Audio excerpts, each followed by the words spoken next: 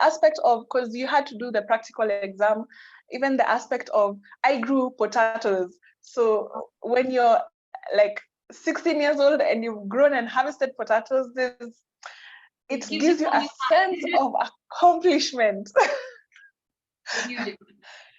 Yeah. So we are swelling up. We have about 8 participants. Yes. Good morning, Lois. I see Lois is in, our host. Good morning, Wanja. Good morning, Dr. Rupa. Good morning. Good morning, Joy. Hi, Joy. Hi, Joy. Hi, Dr. Rupa. Hi. Everyone is looking so lovely today. Oh, hi, Joy. Hi, hello, Dr. Rupa. How are you? Good. Nice to see you. Yeah, I'm dressed for the occasion. You look lovely. Yeah. Let me send this gentleman, Wanja. Let's admit the rest. Give me a few minutes. Okay. Yeah, we can give people 5 minutes to come in. Oh yes, today is Idul Adha for our Muslim brothers and sisters. Yes. Hello. Good afternoon to you. There's a bit of an echo from your side.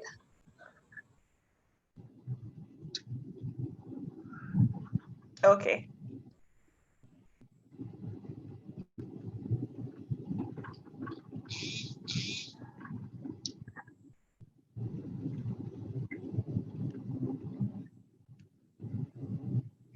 We are just waiting for our participants and our speakers to join, and then we will begin shortly.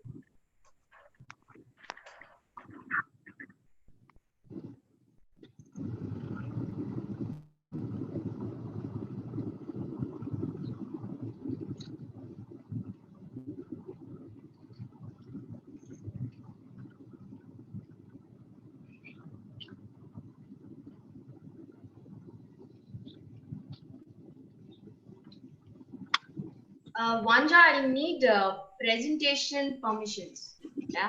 Enable the presentation permission later. This is Dr. Rupa? Yeah, I wanted the okay. All right. presentation okay. permission. Okay, when you start, we will make you the co-host. Yes. Okay.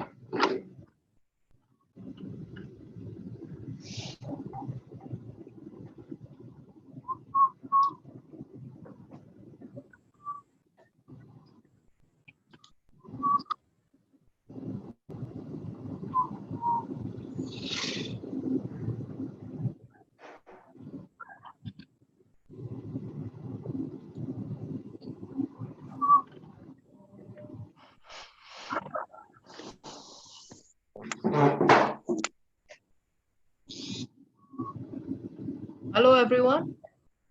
Mr. Kariuki, I see you. You can hear us? Yeah, I can hear you very well, Lois. Good morning. Good morning. Sorry, I must apologize. There was a little bit of a mix-up with the links, but we have resent them. Okay. Yes. Yeah, Prof has also gotten in. Yes, I've seen Professor. Hello, Professor Dominic. Hi, Lois. How are you? I'm very well, sir. How are you? I'm doing well, thank you. Karibuni, we are waiting. Sorry for the delay. We are waiting for others to join. Okay, so we can share the new link with us, some of the people who wanted to join us.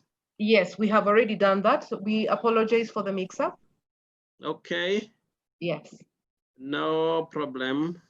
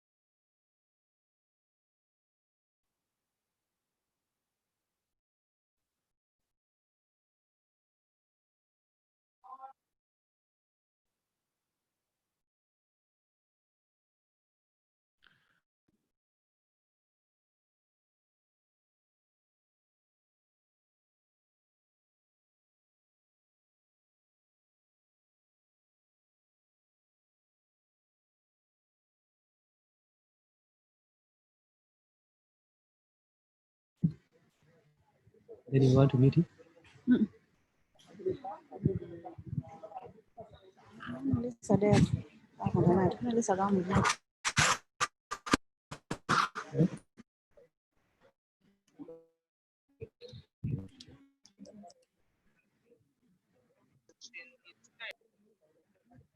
live on YouTube. Baby.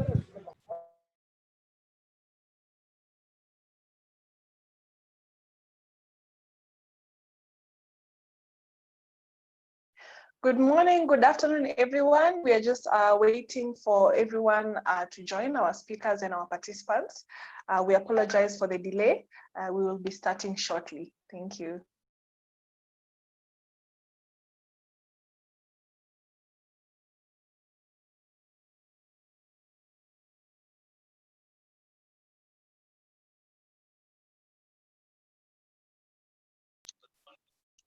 Good morning, President Wanja. Good morning, morning, President Wanja. How are Morning. you? I'm You have fine, not thank you. And you? Yeah, I'm late also. Not yet. We are waiting for our speakers to join and before we commence. Okay. I can see President Ayla, President Eloise, President Rebecca. Good morning, all. Where is President Alice? Good morning. Good morning, President Ayla, Comrade President Ayla, President Lois, Comrade Good Rebecca. morning, Okay, thank you. Yeah, I was late. And President Rupa, I'm sorry. Yes. Thank you. It's good to note some of our young people will be streaming in on YouTube and Facebook. But I can see Joe Kioko, Karibu. Joe, you can hear us, and Share Africa, Naftali.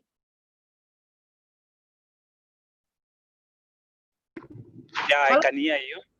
Hello, Nyamach. Nyamach, how are you? How's South Sudan?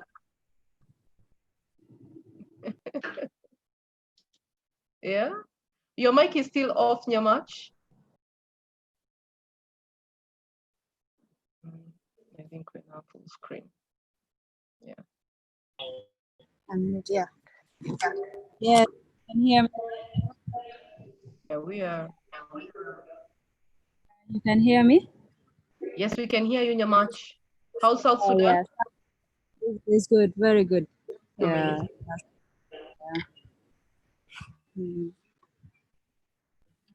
Wanja, President Lisego has passed her apologies, but she'll be joining us. She's just a few minutes late.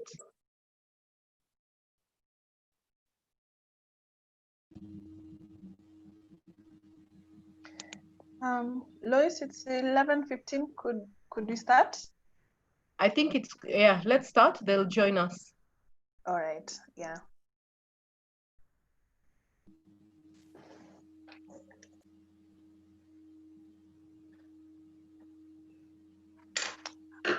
Lois.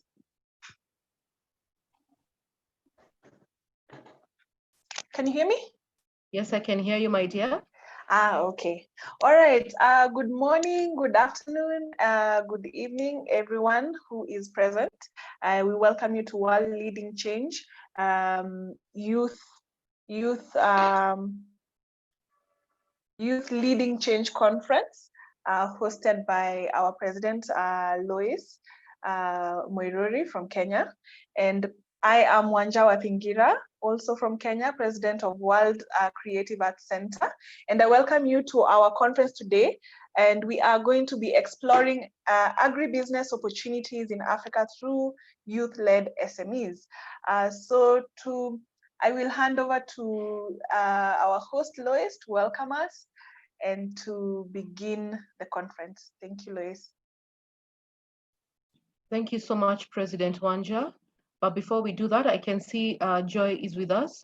It's in our tradition as we World Women Leading Change to begin the conference with a word of prayer. Joy, if you can pray for us, would really appreciate. Thank you. Sure, let us believe and pray. Our Father who art in heaven, we want to thank you for this wonderful day. Thank you for giving us the opportunity to gather here today and to learn different things that pertain to agriculture and how we can grow ourselves in this sector. Thank you for all the speakers, all the guests today, and all the organizers of this event. We thank you, Jehovah, Father, that you may be with us, O Lord, and give us a wonderful start. For this we pray, believing and trusting. In Jesus' name we pray. Amen. Maybe we can have maybe 1 minute for the non-Christians in the house and recognize.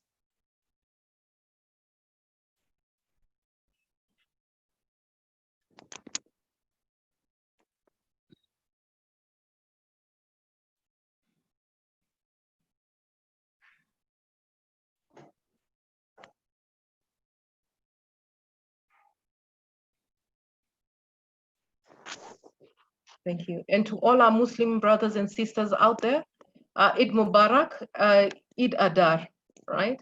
So I'd want to appreciate every person who's created time to be with us today. I can say for me, agribusiness is it's not new, but I'm not very, I don't have a lot of expertise in agribusiness. And I'm here to learn, and I do believe that a lot of us also are here to learn from the experts from different parts of the continent. I'd like to recognize all our speakers, our guest speakers, and the youth speakers that we have in the house. It is time to connect African agribusiness entrepreneurs, and it's time to bring down the borders and to do business with one another. So thank you so much, Dr. Rupa, Mr. Kariuki, and Professor Mwenja for joining us, and all our youth entrepreneurs in agribusiness. We appreciate you and we celebrate you for the milestones that you're making in agribusiness. So over to you, my moderator, Wanja. Thank you, President Lois. Thank you so much. I want to recognize the presence of all my presidents from all over the world here today, and we will get a chance to hear from them after we have finished the speaking. I would like to once again welcome you to our conference today, where we're going to be talking about exploring agribusiness opportunities in Africa through youth-led SMEs. We are currently streaming live on YouTube on World Leadership Conference page, on our page, and we're also streaming on Facebook World Leadership Conference page. So invite your friends, invite anyone who you think would benefit most from this conference here today. And it does not matter which industry you are in, but as long as your feet are standing on the ground in Africa, in India, in Asia, anywhere, as long as your feet are grounded to Mother Earth, this is the conference for you. And we have such a prolific panel of speakers here today. And personally, I'm not in agribusiness, I'm not in agriculture, but I'm very much interested. I'm very much open to learning. I'm here to ask all the questions that I need to ask. There's no stupid question, no doubts. We should not leave this conference with doubts in our minds or in our hearts, whether agribusiness is the business for us to be in as youth. And so I welcome you all once again. I thank you, all my speakers who are here, and I recognize your presence. I also would like to thank our president in charge of World Woman Leading Change, president and founder, Dr. Ayla Al-Jufri, for giving us this platform that we can discuss here and uplift each other and continue to create business opportunities for the youth and everyone involved. So our topics today about agribusiness, we have about 9 speakers on board. We will have about 7 minutes for them to give us their presentations, and I will probably give you a time check somewhere if you've taken too long, so that we can have the opportunity to have everyone to be heard, and also that we may respect everyone's time, because in as much as this is a conversation we can have for a week straight, we need to push it back together to the time that we have. So agribusiness, as I said, I'm not in agribusiness, but it is important for me because food is a basic life source for all of us, and we have each and every one of us has a stake in it, because it's the food we eat, it gives us life, it uplifts us, it is who we are basically. Man cannot be without food. So what is agribusiness and why should we pay attention to it? Agribusiness is basically, how I understand it, it is all the activities that are involved in modern food production. This includes, name it, everything: agrochemicals, breeding, crop production, something I heard about contract farming, distribution, farm machinery, processing, seed supply, marketing, retail. Also, all of that lies in agribusiness, and including all the agents who are involved from each and every step of the way. That is what is involved in agribusiness. And considering the time that we are in now and during this pandemic, how has that affected us, even in our livelihood and even in our food supply? That's what we're tackling here today. And to also open up our minds and see, have we been just in a small cocoon, and how can we expand that cocoon now and open our horizons and trade with the world and offer high quality products to the world? And is it just for the big corporates, people with a lot of money? Is there something that you can do as an individual, as youth, with the minimal funding that you have, and grow your business more? Is it something that we can enter? What do we need to enter this business? So with that, I would like to jump into our first speaker. Our speakers today are just brilliant people from all over the world, and speakers who I deeply respect. So I'll jump on to our first speaker, who is here with us today from Kenya, Professor Dominic Mwenja. He is the founder and chairman of Miramar International College, and he's a former chairman of Miramar University in California. He's the chairman of Central Bank Pension Fund.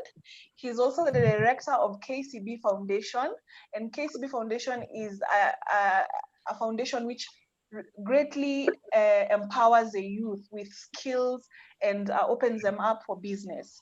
So Professor Mwenja served as the Vice Chancellor of California Miramar International and is also the immediate CEO of Mauta Hospital. He's an educationist, he's a mentor, and he's a leading consultant in Kenya. And I especially am very curious about his college training the youth in hydroponic farming. I'm so curious about that. Professor Mwenja, welcome. Please unmute your audio. Okay, can you hear me now? Yes, yes, Professor Mwenja, welcome so much, welcome. Thank you, Wanja, thank you, Lois, thank you, Kariuki, thank you, everybody from different countries. First of all, I want to applaud everyone who is on this forum, because I keep on saying, and I've been saying for a long time, that the next billionaires out of this country, out of this continent, are going to come from agri. Because everybody eats every single day. When I was the CEO of a hospital, we saw people stop going to hospitals because of fear of COVID, but people never stopped eating. So we have to eat every single day, 3 meals per day. And therefore, agri is the way to go, and especially for young people. Wanja, let me correct you a little bit. I am not a director at KCB Foundation. I'm a partner with KCB Foundation when it comes to the youth program. Yes, I am the founder of Miramar International College. After my many years in the US, when I came back to this country, I started looking at where we can have the most impact as people who have the best interests of our African youth. And agribusiness was the best area for me to start specializing in. Miramar International College specializes in agriculture and modern ways of farming. We specialize in hydroponic farming. We are the largest trainer of hydroponic farming in the country. And we did that mostly because we have a very large youth population on this continent. We have the age benefit over and above all the other continents. And therefore, where do we have the capacity to absorb the largest number of our youth on the continent of Africa? And that is in agriculture. That is in getting our young people to get involved in agriculture, in food production, food processing, food distribution, all the areas that have to do with agriculture. Now, with the young people, one thing that we realize at the college and in this country is the average farmer in Kenya is about 59 years old. That means the ways of farming are the ways of farming they used to do that 30, 40 years ago. We have noted and we know that we cannot be able to feed ourselves with the current, with the way we've been producing food. And therefore we need to blend in science and technology in order to allow our young people to enjoy farming. And that is how we have taken lead in using science and technology to get our young people to get used in farming. I usually tell our people in the hydroponic farming, where we farm without soil, you can be able to go to your farm in a suit. You see, I'm in a nice blue suit. I can get out of here and go to a hydroponic farm. That is appealing for the young people. In the absence of soil, you are able to grow food by just using water and feeding the nutrients. And with hydroponic farming, the only thing that you need is actually space, because youth has 3 limitations. 1, youth have no land. That's number 1. Number 2, youth has no capital, and youth has no market. Now it's us in leadership now to make sure we create both of those opportunities in both of those 3 areas. Hydroponic farms eliminate the need for land. It only requires space, and therefore with space, we can grow food anywhere, and it doesn't matter the climatic conditions. It could be an arid area, it could be on a rock, it could be in a building, it could be just about anywhere, and we can grow food. And that's using the science and technology that has been there in other countries, is available in other countries, and therefore enable our young people to use the available space to grow food. Number 2 is capital. Our young people have no capital, and it's us, the leaders and the older people and the banking system that have the capital that we can make accessible to our young people. So we have to make sure that we make capital accessible for farming. The program that I deal with at Miramar International College is an end-to-end program where we tie up the training From training, we tied up now to establishment of farms using funding from different banks. We use KCB Bank, we use Equity. Then we need someone also to work with us in order to enable the young people to do the training. We know a majority of our young people, sometimes getting school fees is difficult. So where do we get them to get the funding to fund the training? So we talk to development partners like MasterCard Foundation, GIZ, USAID, and others that are able to fund part of the training that we go through. Now, having done that, then the next thing that we have to ask ourselves is, what type of capital do we have accessible to our people? Because you know, most banks shy away from lending for farming because of the uncertainty of production. Now, and that's why we call now for very patient capital. And that's why the big players now, like the big development partners, African Development Bank, the World Bank, if they can work closely with the local banks in order for them to have patient capital that allows our young people to establish their farms with an extended period of time where they're able to pay their loans back, which now ties up now to the third part of farming, which is market access. Most of our young people get frustrated in farming because they don't have market access. Now, it is us in leadership to have a very deliberate and methodical way of looking at how do we get these young people to access markets.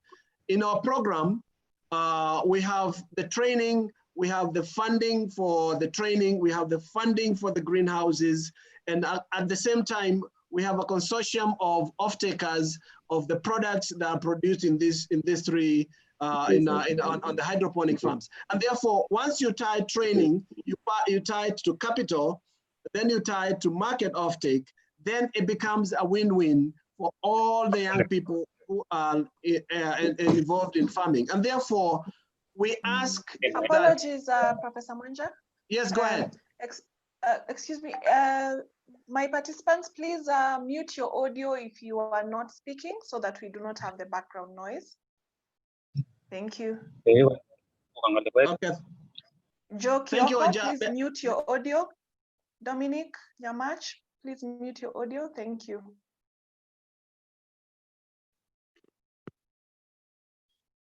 Okay, thank you, Wanja, for that. So what I challenge our people and especially our banking system, our governments in Africa, is we have to make it possible for our young people to access all those three. Now, the program has to be very methodical and very deliberate, because if it's not methodical and deliberate, what's going to happen is somewhere along the way, our young people are going to give up. And therefore, we have to deliberately look for markets for them. We have to deliberately do market linkages for them. We have to deliberately and methodically look for funding for them to establish the farms. And we have to have enough patience in our capital such that we don't expect them to pay the loans within a year or 2 years, because this takes time for them to actually get a foothold in the farming. And therefore, when we do that, it becomes possible for us now to start as what we call, I would call a green revolution in Africa, where we are using smart science and technology to produce food that is also traceable. And that's the other thing that we want to emphasize amongst our people. Traceability of our food is extremely important. And we try and take as many chemicals out of the food as possible. And with hydroponic farming, we are able to do that. You see, once you eliminate soil in farming, you eliminate a lot of problems that affect plants. And therefore, the need for excessive spraying of pesticides and all that is eliminated. But we cannot do away with traditional farming or conventional farming.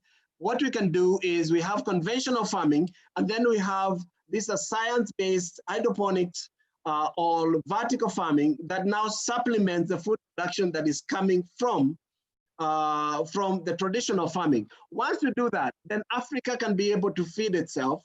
We are able to create jobs for our young people. We are able to create agripreneurs who now we have to hold their hands again as they go through 1 year of production, the second year of production. Then we start accelerating them and show them how to invest that money in meaningful way. And therefore we empower them to start a business, we empower them to feed our people, and then we have young people creating jobs for young people. And that's why the program has to be very methodical, very well thought out, and we have players from end to end. And I hope I'm making sense. That's what we are doing now. That's what we've been doing at Miramar International College. We work with KCB Foundation, KCB Bank. We work with Equity Foundation and Equity Bank. We work with GIZ, and we work with MasterCard Foundation in making sure that these young people have access to all the three that they need. Remember, they need land, they need capital, and they need markets. Once we do that, then our young people will be successful at farming. The absence of one of the three will make sure the young people continue to get frustrated with farming or agribusiness, and therefore they revert to the old ways of farming. And when they do that, then our productivity level is down, the quality of our products is low, and therefore we cannot be able to export, even open the export market for our products. And therefore, being methodical and deliberate in how we approach this is extremely important. Thank you, Wanja, and the team. Wow, thank you, Professor Mwenja. That was very enlightening and very encouraging, because those are you've actually mentioned the challenges that we all face when we are trying to look at agribusiness as a viable business. You have the land. I don't have land. I don't have capital. I don't even know where to start with the market, but you've actually tackled everything. And with that, there's no excuse to get into that. And I like that your method, your training is not really, it's not replacing traditional farming, because that would be a tall order, but it's supplementing and it's improving on it in places where traditional farming has lacked. For example, we have lost control over the toxin situations in the country, and we're having quite a big challenge with levels of toxicity in our product. So thank you for the work that you're doing. We are very encouraged and we would love to learn more about that. I don't know if there's anyone with a question or a comment to that. Okay, thank you, Professor Mwenja. I've got Professor, Prof. My name is Debbie Tineo Raputi. I'm from South Africa. Thank you, President Wanja, and thank you for your presentation. Professor, you know, some of us, we are youthful at heart. And I think really somewhere, somehow, we are going to demonize other people who are no longer youth. And I think somewhere, somehow, we should be able to know how we strategize, because it's not only youth that are affected in the economy. Even women are really affected, and especially some of us were from the countries like South Africa, where we were really subjugated. So I'm asking that in as much as we are promoting youth programs, but they must go hand in glove with women, and because some women, they feel really they shrink because they feel that they are being left in the economy, because now it's about youth, and we must say youth and women.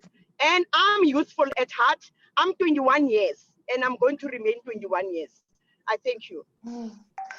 Thank you, President Ayla. Professor Mwenja? Yes, thank you, sorry, Debbie. It's not Debbie, sorry. It's Debbie. Dr. Debbie.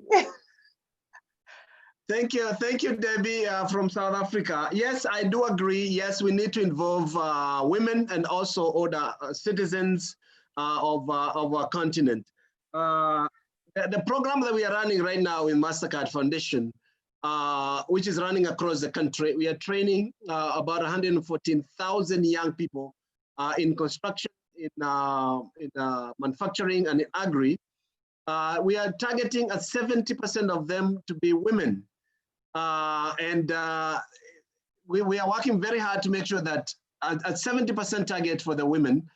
And we know that there are also other older, more than 35 years old, that can also join the programs. And that's why I said different ways of funding, and especially for the training, need to be very deliberate. And then when we start to get access, we are asking the banks and the development partners and also government to issue loan guarantees to our banks so that the risk that's associated with farming is actually alleviated, and therefore we don't have to worry about telling our people after you start farming, I want to recover all my money with the first or the second harvest. We need patient capital for everybody. Thank you, Professor Mwenja. Actually, this would actually be a very good system to replicate all across Africa, especially in marginalized areas. Maybe Professor Mwenja can correct me if I'm wrong, but hydroponic farming, you can actually do it with no soil. You do it with pumice stone. You know, the volcanic stone, the rocks that we are walking on every day, those rocks are the ones that we use for hydroponic farming, and they yield such good, and they're very, because of the traceability factor that Professor Mwenja was talking about, there's the reduced risk in terms of toxins and diseases. And these are the systems that we should implement, even in marginalized areas, even in those who do not have access. And these are systems that can be duplicated all across the world to empower a lot of people. So thank you, Professor Mwenja, for also allowing us access to these funds that you are talking about. And thank you, Ambassador Debbie, for your concerns and your comments. That was yeah. Can Prof also join us on Sunday at 1500 hours? Because we will be having a session also on the issue of the United States SDGs about no food, no hunger. And can you please, Wanja, can you invite him for Sunday, 1500 hours? I thank you. Thank you. Thank you, Debbie. We will do so. All right, thank you, Professor Mwenja. We'll move on to our next, sorry? Wanja, I wanted to comment, and my hand has been up. If you allow me, my name. I can't see. You can't hear me? My name is Masi. I can't see you, sorry. Oh, you want to see me? Masi. Okay. Yes. Yeah, my name is Masi from Kenya. I wanted to comment on what Professor Mwenja has just said, and also in line with what Dr. comments were. I am glad that the women have been tackled because they are big in farming. We all know that. Although they are very small players, then they can be empowered to do even bigger and better business. And I am happy because definitely that brings us to a paradigm shift in as far as farming is concerned, because from what Professor says, it can be financial rewarding. And something else perhaps worth thinking about is value addition, because when you do, you farm big and you also value add, that even adds more financial gain to them. So I think that's something worth thinking about. And also the fact that there are no chemicals really, that means that the produce can be organic, and that's still big market. There's big demand for organic products. Thank you, Wanja. Okay, thank you, Masi. We will move on to our next speaker. Our speaker is from India, Dr. Rupa Vasudevan. This is a woman I greatly admire. She is the Chancellor and co-founder of Best Innovation University, that is Bharatiya Engineering, Science and Technology Innovation University in India. She's also the Global Chair of the World Forum for Education, and she's currently also the President of World Women Leading Change Education Center and India. She's a passionate educator, and she's on the forefront of providing education that is accessible and affordable. And Best University is a university where innovators are groomed and their ideas are incubated. They're doing wonderful things in agribusiness, and I will ask her to talk to us today. Dr. Rupa. Wanja, a big namaste from India to namaste, welcome. Speakers, to Wanja, Dr. Ayla, World Women Leading Change, Professor Debbie, and all the other audience who are here and taken time off. I thank you, the organizers, and Louis for this opportunity that she's given to speak on such an important topic, that's agribusiness. I thought it's 10 minutes, and that's why I put up a presentation, but I'm trying to make this as fast as possible. Agribusiness is something very close to my heart. Let me give you a little background. Agriculture, I'm not an agriculturist by profession, neither are my degrees and doctorate in agriculture. But I've been a very, very passionate follower of agriculture because I belong to a country that has more than 70% people in agriculture, and almost 17 to 18% of the total GDP is contributed by agriculture sector. So it makes it extremely important. So it makes us extremely important for all of us professionals in whichever country we belong to, and also Africa, I would say, where most of our population is engaged in agricultural activities, that we too contribute to the agricultural systems to make it more robust and more lucrative for the existing farmers in our.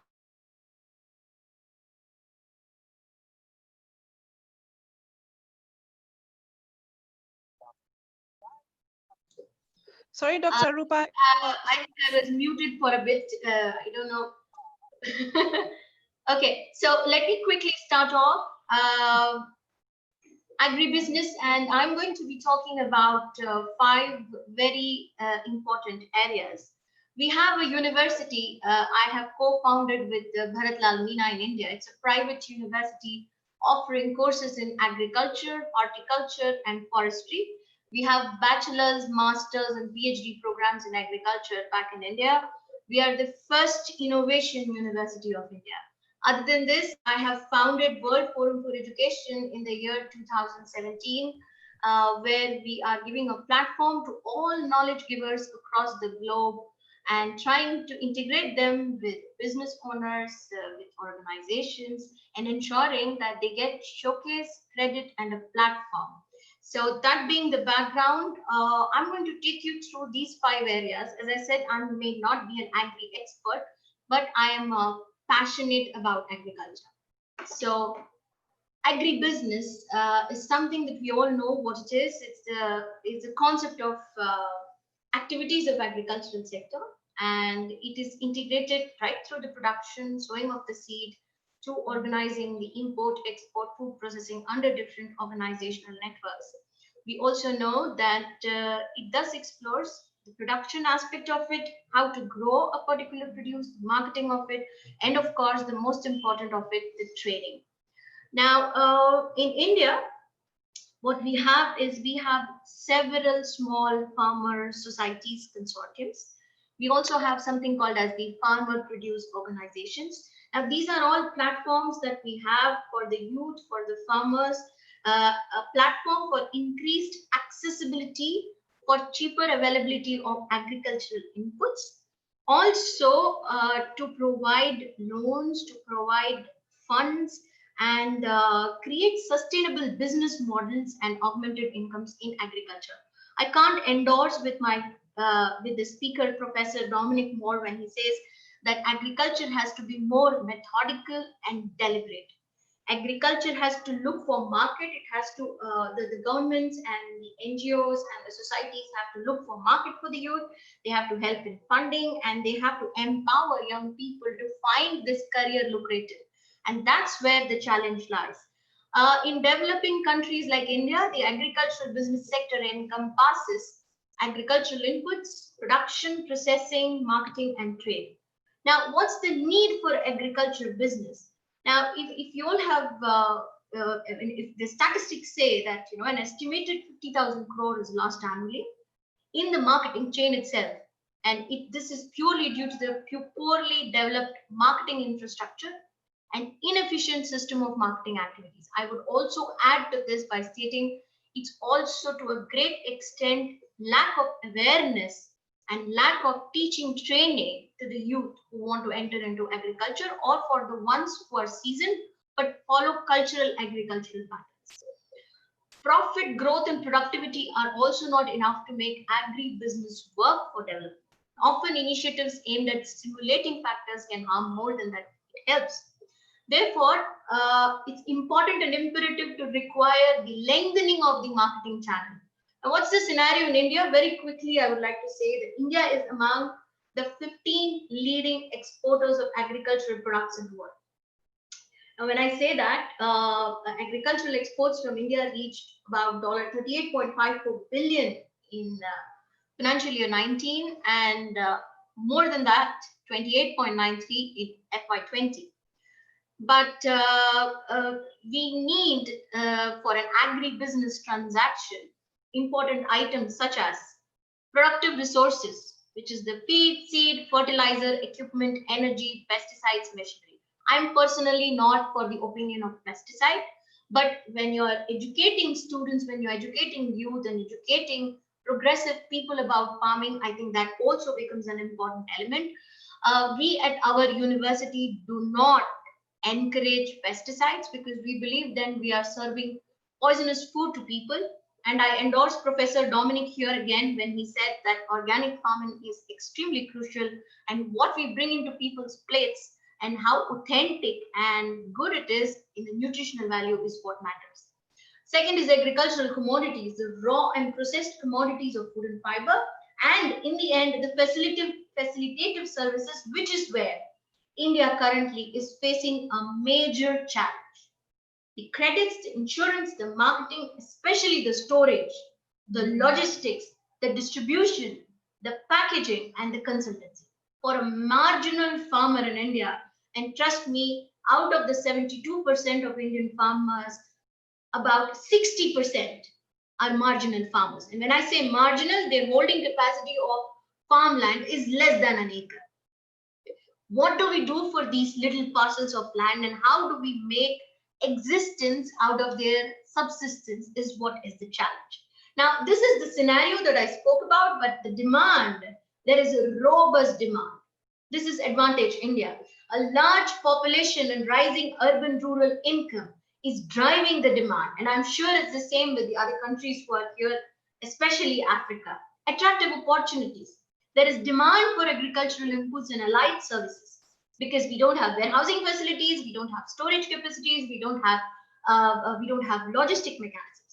There is an attractive opportunity there. Policy support. Now, the agricultural export policy has set a target for itself, a very, very aggressive target to increase agricultural export to over $60 billion by 2022 by the current government. And it is also aiming at doubling farmers' income by 2022. The competitive advantage is high proportion of agricultural land, the diversity that India has, and the conditions for growing and cultivation of different crops. So this is the demand that's there in the market.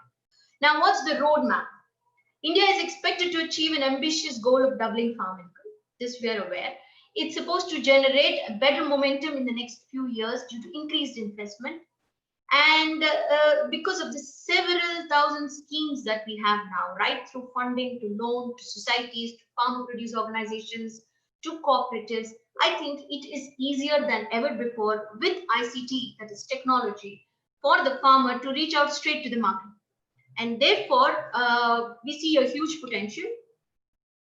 Now, coming back to youth, but again, Ambassador Debbie, I would like to mention here that knowledge knows no boundaries. There is no limit to when we can learn, at what age we can learn. And I think we're just saying youth, but we need people like you. We need veterans like you to guide the youth, to guide every one of us and make, this huge drive and importance and deliberate start talking about agriculture, that it is trendy. And that's where I think our role is more than anything else. Other than the training part, it is the motivation part. So making agriculture trendy for our youth. So in India, the statistics is this: the proportion of youth aged 14 to 18 years are working in agriculture, which is 42%. Are working, and 79% of these 42% work in their own farm. But only 1.2% of this youth want to become farmers. Can you see the bridge? Can you see the gap? 79% out of 42% are working in agriculture, but they do not aspire to be farmers. Now, why they do not aspire to be farmers? It's again going back to Professor Dominic. They don't find that probably lack of awareness, lack of opportunities, and lack of this complete circle of the supply chain. That's where there is an issue. I have a 4-point strategy which might help. Awareness of what is contemporary. And I was happy to note that Africa has agricultural courses starting from primary school. In India, we don't. Primary, secondary, you all have agricultural courses. I think with the new education policy in India, we have agricultural courses starting, vocational courses starting from the primary, but at the moment we don't. So it's important that, when a student comes to me at higher secondary at a 12th grade, it's tough for me because his mind is already concretized. He wants to just do his progression of MSc and PhD and move on, but not really work in his fields. So what do we do to create awareness? What do we do to enable these children and build capacity among the youth and ask and make them aware that there is business opportunity in agriculture? We offer courses in agricultural entrepreneurship to all our students. We offer them different branches where they can engage into curriculums. The curriculum itself is quite intensive for agriculture up to the 12th grade. Investigate the issue and value addition via processing facilities. Developing a market, that's crucial here. Because unless there is a market, unless there is we complete the full circle, I don't think any intervention in terms of training can work. So policy intervention cross-cutting is important to reach out to these 4 boards. Now, these are some slides on what is awareness of what's compulsory, contemporary. I think awareness on agricultural business, modern methods of production, input and service, special training programs, vocational programs on production of high value crops, reorienting pedagogies that assure transfer of fresher knowledge. Now, these are the things I believe the youth will find trendy and cool, and we need to make them find it cool for the real agricultural children to go back to their lands. Converting agri-farmers to agripreneurs. Developing departments should institutionalize youth-specific schemes. It's extremely crucial to bring them in the forefront. And the role of civil civic bodies, the society bodies, the universities, the institutions, and passionate people like the ones who are here in this forum. We are not probably from the agricultural background, but we are passionate about growing. We're passionate about our country. We're passionate that agriculture, and we believe that agriculture can be a very, very important sector and can fulfill the biggest trouble that the world has today, the hunger, the global hunger. So we realize it, and I think it's important. Last but not the least, developing a market. Success in emerging specialty agriculture depends upon quick growth in marketing and trade.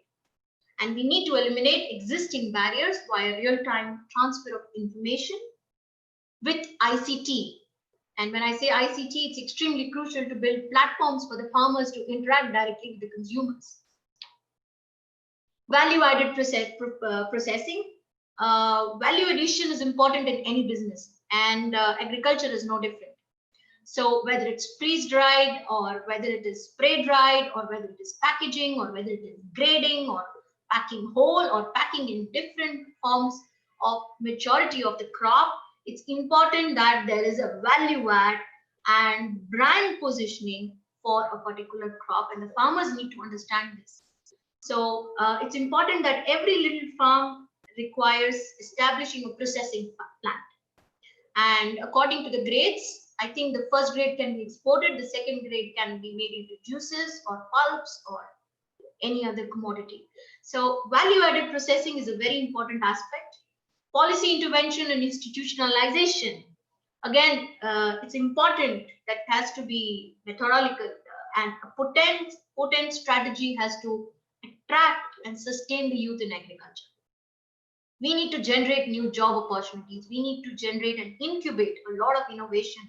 We need comprehensive backing from the ministries, from the institutions, from financials, and from individual passionate growers, in which the concerns of the youth are addressed effectively. So this becomes extremely crucial, but irrespective of the policy intervention, I think even public-private partnerships could be a great start. Lastly, the courses in agribusiness is important. The curriculum should teach in the most experiential and immersive way about the latest technologies available in agriculture. It has to be analytically thought about and it has to be applied. Research for the sake of agriculture, for the sake of research is of no use in the lab until it translates itself into economic value.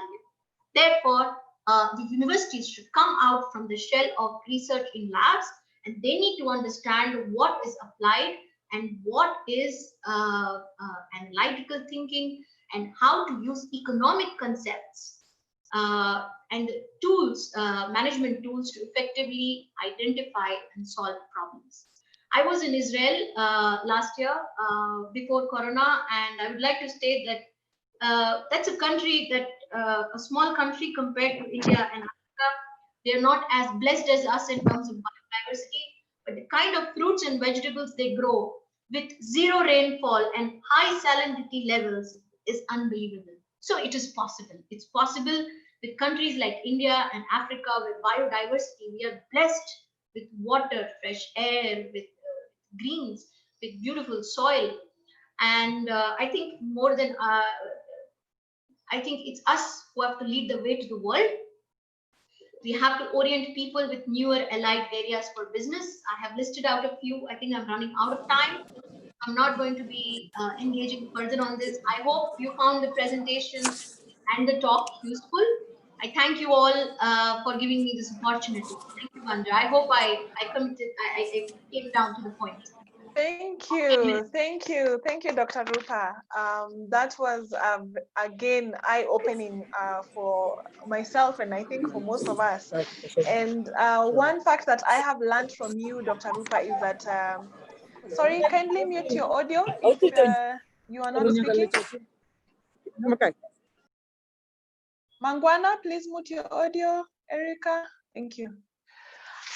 One of the things that I've learned from Dr. Rupa is that India does not export food, import food. And even for a country that does not import food, they still have challenges such as logistics and marketing and distribution and storage. So we're still running to catch up with the demand. And these are areas that we can plug in. I think any innovative entrepreneur can think of ways to plug in into this. Agribusiness does not have to be dirty, as Professor Mwenja has said. In fact, he's saying after this, he's going with his suit to his farm, and it is not tiring, it is not dirty. It is a very noble and very uplifting career. And these are things that we can plug in and see what we can do. For example, we usually see a lot of youth talking about, I bought a vehicle for taxi, or I bought a vehicle for transport, and now I don't know what to do with it. You're looking for the $10 here, $20 here. Yet if you take your vehicle and you go straight to the farm and you solve a logistic challenge and you solve a distribution challenge, you're already in business. So these are some of the innovative ways. And the thing I love about Best University is how you teach about innovation and using indigenous techniques that we know of. We don't have to reinvent everything. We don't have to modernize everything. What we can do is we can bring in what we know. From Africa, we say that our average farmer is around 50 years. So we bring in that knowledge that our parents knew, and we modernize it. And I've learned quite a lot from Best University. I've learned even about organic fertilizers and organic pesticides. This is something that's very doable and very workable. Thank you, Dr. Rupa. Okay, we'll save the questions. Please save your question and answer so that we can move swiftly to the next presentation. This is so exciting. We cannot cut it short. We are learning so much. So our next speaker is from Kenya, Mr. John Kariuki Wachira. He is the lead in Agribusiness Solutions, Bidco Africa, and an agribusiness consultant based in Nairobi, Kenya. Now, Bidco Africa, for those who might not know, is a leading company who manufactures consumer products here in Kenya. And they have such a big legacy of partnerships and partnering and uplifting youth and uplifting SMEs. And the things that they are doing in agribusiness, they partner with over 30,000 farmers here in East Africa, because one of the products that they produce is oils and other foodstuff, and they need they partner with farmers, small-scale farmers up till large-scale farmers, to supply with oil seeds and other items that they need for their production. So I will invite Mr. John Kariuki, who is the lead in Agribusiness Solutions in Bidco, to talk to us. Mr. Kariuki, welcome very much. Karibu sana. Asante sana, Wanja. Thank you very much, and the entire team for inviting me for this important forum. And I'm very much delighted to participate, because I see a number of enthusiastic youths that want to get into agribusiness, which shows that agribusiness in Africa, the entire world, has a future. As Professor Mwenja said, there are many people doing all sorts of businesses. But if you look at this time of COVID, how many businesses collapsed? How many survived? You'll find that most of the businesses that survived are the ones that are involved in agribusiness. So agribusiness is where to be for any upcoming youths. And as he also said, agribusiness is the future. We see that the millionaires, the future millionaires of this world, they all come from agribusiness. Now, as I was introduced, my name is Kariuki from Bidco Africa. I head agribusiness development in this company. Bidco Africa, we manufacture consumer goods, mainly the oils and fats. We also do animal feeds, among other consumer goods also. And we work with the smallholders. We have a philosophy that we call the soil to pan philosophy, where we look at the entire value chain. We look at production, we look at value addition and marketing. And in the process of that, we have contracted a number of smallholder farmers in East Africa to grow mainly sunflower and soybeans for us. We value add sunflower and soya to get soft oils, and the byproducts, we convert them into high quality feeds. So you can imagine sunflower, a crop that many of you might think that there is no value in it, or even soya, but that's what Bidco makes value from.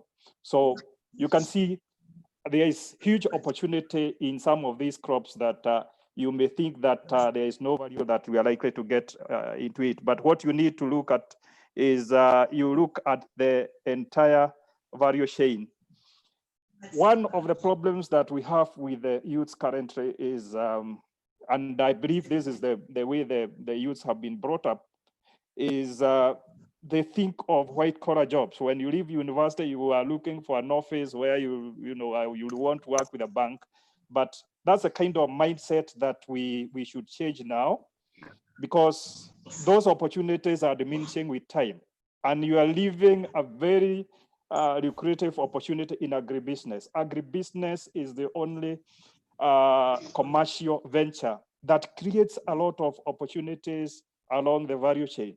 Remember, when we talk of, we are not talking about agriculture here. we are talking of agribusiness. What is agribusiness? And Wanja explained that very clearly.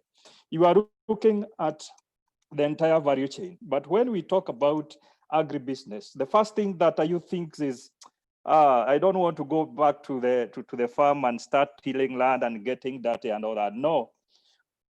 We are looking at the various steps. Look at the various steps in the value chain. You are looking at, you can become a farmer, a modern farmer, because we are looking at transforming agribusiness from subsistence farming to commercial farming. We are not just looking at subsistence farming. So when we talk of farming, it's not subsistence farming. So you look at, you can become a farmer, you can become an input distributor, you can provide mechanization, you can provide agrochemicals, you can do value addition. And when we talk of value addition here, people tend to think that value addition is a very complicated process, because you look at Bitcoin and the massive investment that it has. But you, as a youth, you can look at it in a more small scale. Do you know if, for example, you have a spinach or any form of vegetables, and you just pack them and you take them to a supermarket? Is that not value addition? It is, yeah? So let's not think of value addition as a very elaborate process and a huge investment. No, let's look at it in a very simple way. You can look at it at another level that can be manageable economically at your own level. So there are various opportunities that exist with the value chain, and Bitco has exposed the youths and women to that opportunity. In that range of farmers that we are working with various women groups. We are also working with youth, and we are also working with KCB Foundation that was mentioned by Professor Mwenja, and various many other partners. What we are trying to enhance is shared value to make sure that we don't leave anybody behind. We are not leaving youth behind. We are not leaving women behind. So we want, as the company develops, we also develop with the women and with the youths, and we grow together. So there are various opportunities, as I've said, that exist, and that is one of them. You can become a farmer, where you can grow sunflower, you can grow soya, and you must not own land. You can lease land. The government of Kenya and many other governments in this country, they are ready to offer land at a cheaper price for food production, because one of the challenges that the youth currently have is that they don't have you don't have land. But that should not be a limiting factor. You could look for land through leasing, or you can go hydroponics, as Professor Mwenja, my brother, is doing. I've been to his farm, and you only need a few meters to feed a number of us here. So we should not really be worried about land, but let's think of an innovative way of farming and value addition. Also innovation. There are various opportunities that exist in a value chain where you can come with innovation. Say, for example, like if you are adding value to sunflower or soya, yeah, you can think of what kind of a machine can we innovate, a simple machine that we can innovate to extract oil, and the byproducts we will convert into animal feeds. And that is what Bitcoin is doing, but in a bigger way. But you can also do it in a smaller way. So I would say that the opportunities for the youths are quite enormous. Yeah, another opportunity that I don't know what to forget in that exists in Bitcoin, and that could be quite surprising to you, is production of bamboo. Now, bamboo, there's somebody whose the mic is on and so there's some interruption. Bamboo is a good source of renewable energy, and you can look for land and grow bamboo. In Bitcoin, we generate 70% of our energy from agro wastes and bamboo. And why we chose on bamboo is because, as I've said, bamboo is a good source of renewable energy. Once you plant bamboo today, in 3 years' time, you'll be able to harvest and you deliver to BIDCO, where you can generate, where it will be used for generating energy. Yeah, and there's very little input in it. So if you have land or your parents have land that is riparian or degraded, land that is not being utilized, you can talk to them, or you can lease land and you can grow bamboo, and we'll give you a contract. In 3 to 4 years, you'll be making money out of bamboo. And you don't need to plant again for the next 70 in your lifetime. You don't need to plant again. That's why it's a good source of renewable, as opposed to when we use other tree species like eucalyptus for generating wood. Once, if for example, you use eucalyptus, after it will be mature in 7 years. And once you cut it, you have to plant again. Unlike bamboo, it will be ready in 3.5 years, and you don't need to plant it again. So that's it's a low-hanging fruit for the youth. You can do that in you can lease land, you can use land for your parents, and it's a good opportunity for any youth that would be interested. So there are various opportunities that exist in Africa. It's a question of the youth looking at agribusiness as a viable commercial activity. Let's not think in a narrow way of thinking that agribusiness is just farming. No, but we are talking about modern farming and the various activities that are within that, along the various value chains. You can take advantage of that. So there is enormous opportunity out of that. Africa actually has the largest unutilized arable land. 60% of the land in Africa is not utilized. And with the increasing population of youths in Africa, that will be the way to go. Let's see how can we use this land. And we are not going to use the land in a subsistence way. We have to use new technologies like hydroponics, ICT, mechanization, drip irrigation, and all that. That's exactly what Israel is doing. Yeah, and they don't have that kind of land that we have in a country here.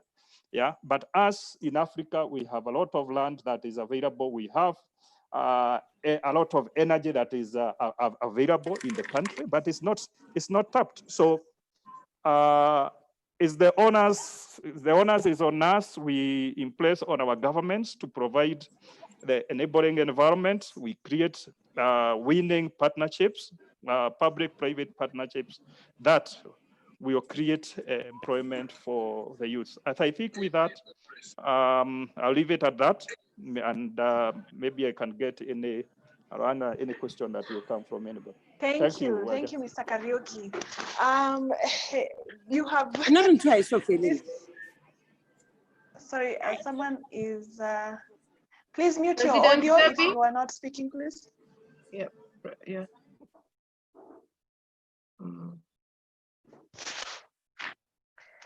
Wanja, so that's a holistic. Sorry. Wanja, you know, I got excited when Mr. Kariuki was talking about the partnerships that they have with women and youth as BIDCO.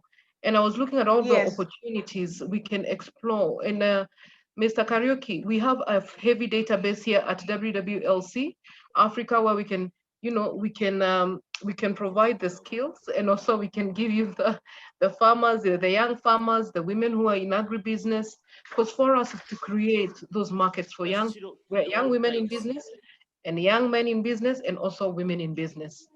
So we'll be following up on that, Mr. Kariuki. Thank you very much, Royce. We will be ready to take them up into our value chains, and any other opportunities that we know that exist in Kenya, we'll introduce them to them. Thank you. And this is also the second time that we're hearing about bamboo farming.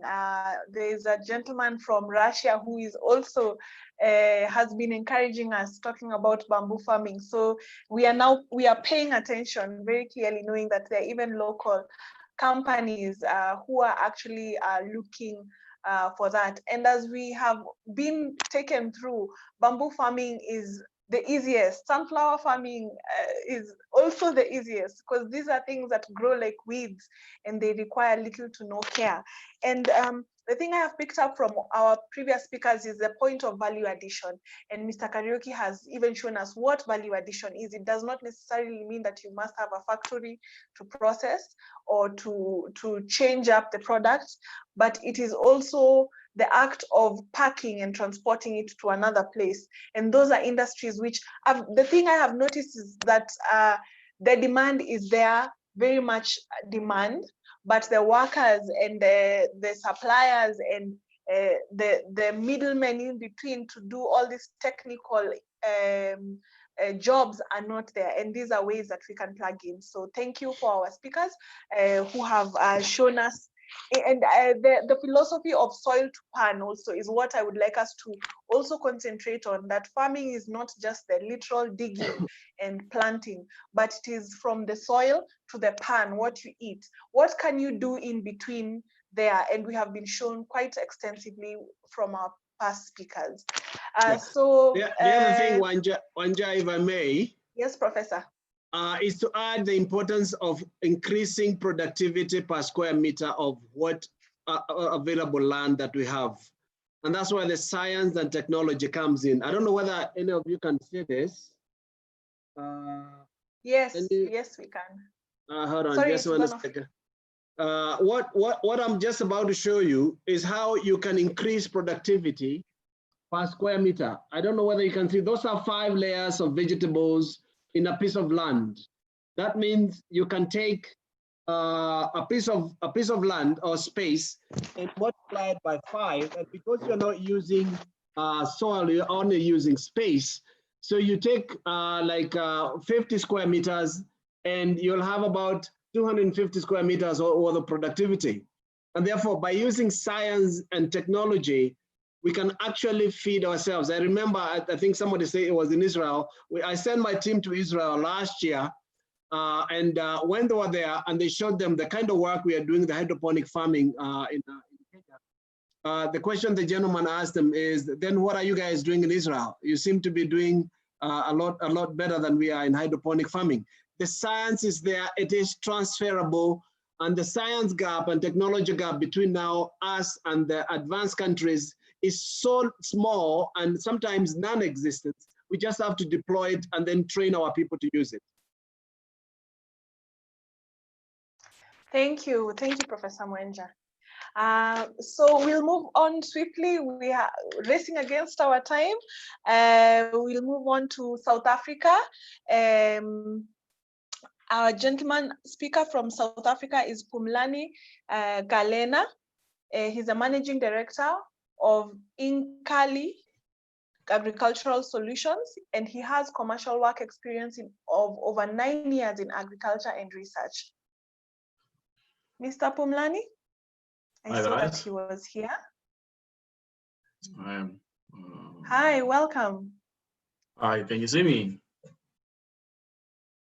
Hi guys. Yes, we can see you. All right, thank you. My name is Phumlani Gqaleni. From South Africa, and I'm an agronomist. I also worked a lot with animals. I also have an animal science degree. But basically, just to recap on what I've been doing in my business and also what the South African agricultural sphere looks like currently. Basically, in South Africa, there have been funding presented to youth in agriculture for startups. And a lot of funding has been sent out to these youths to start their own agricultural enterprises and so forth. But looking back in the past 10 years, going up to today, we've realized that from those who have received all these funds, there's no company or co-op which is still standing. You see, so the funding was there, but when it came to actually doing the actual job, doing the actual business, they failed.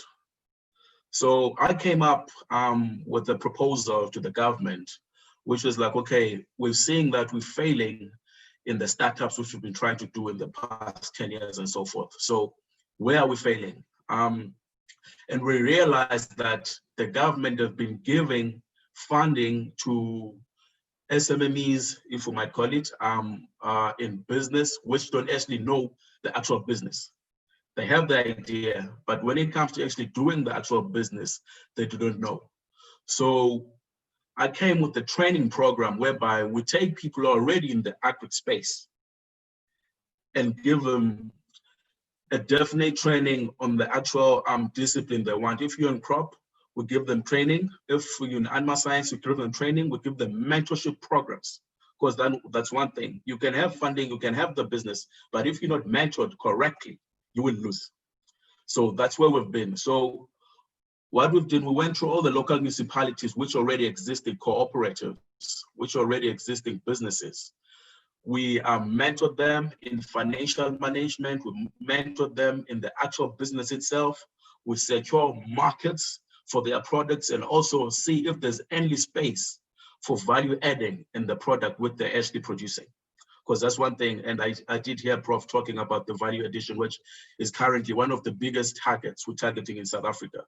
We're more targeting secondary agriculture, primary agriculture, whereby planting and so forth. That's what people have been doing for years. But we actually seen that there's a gap between primary and secondary agriculture, which is actually putting value on your product. And most of us Black people, if I might, in South Africa, only concentrate in primary, which is planting and selling the product as it is. But the next person who's buying the products adds value. For example, in poultry, there are a lot of guys who are actually raising broilers, but they're selling them as live chickens.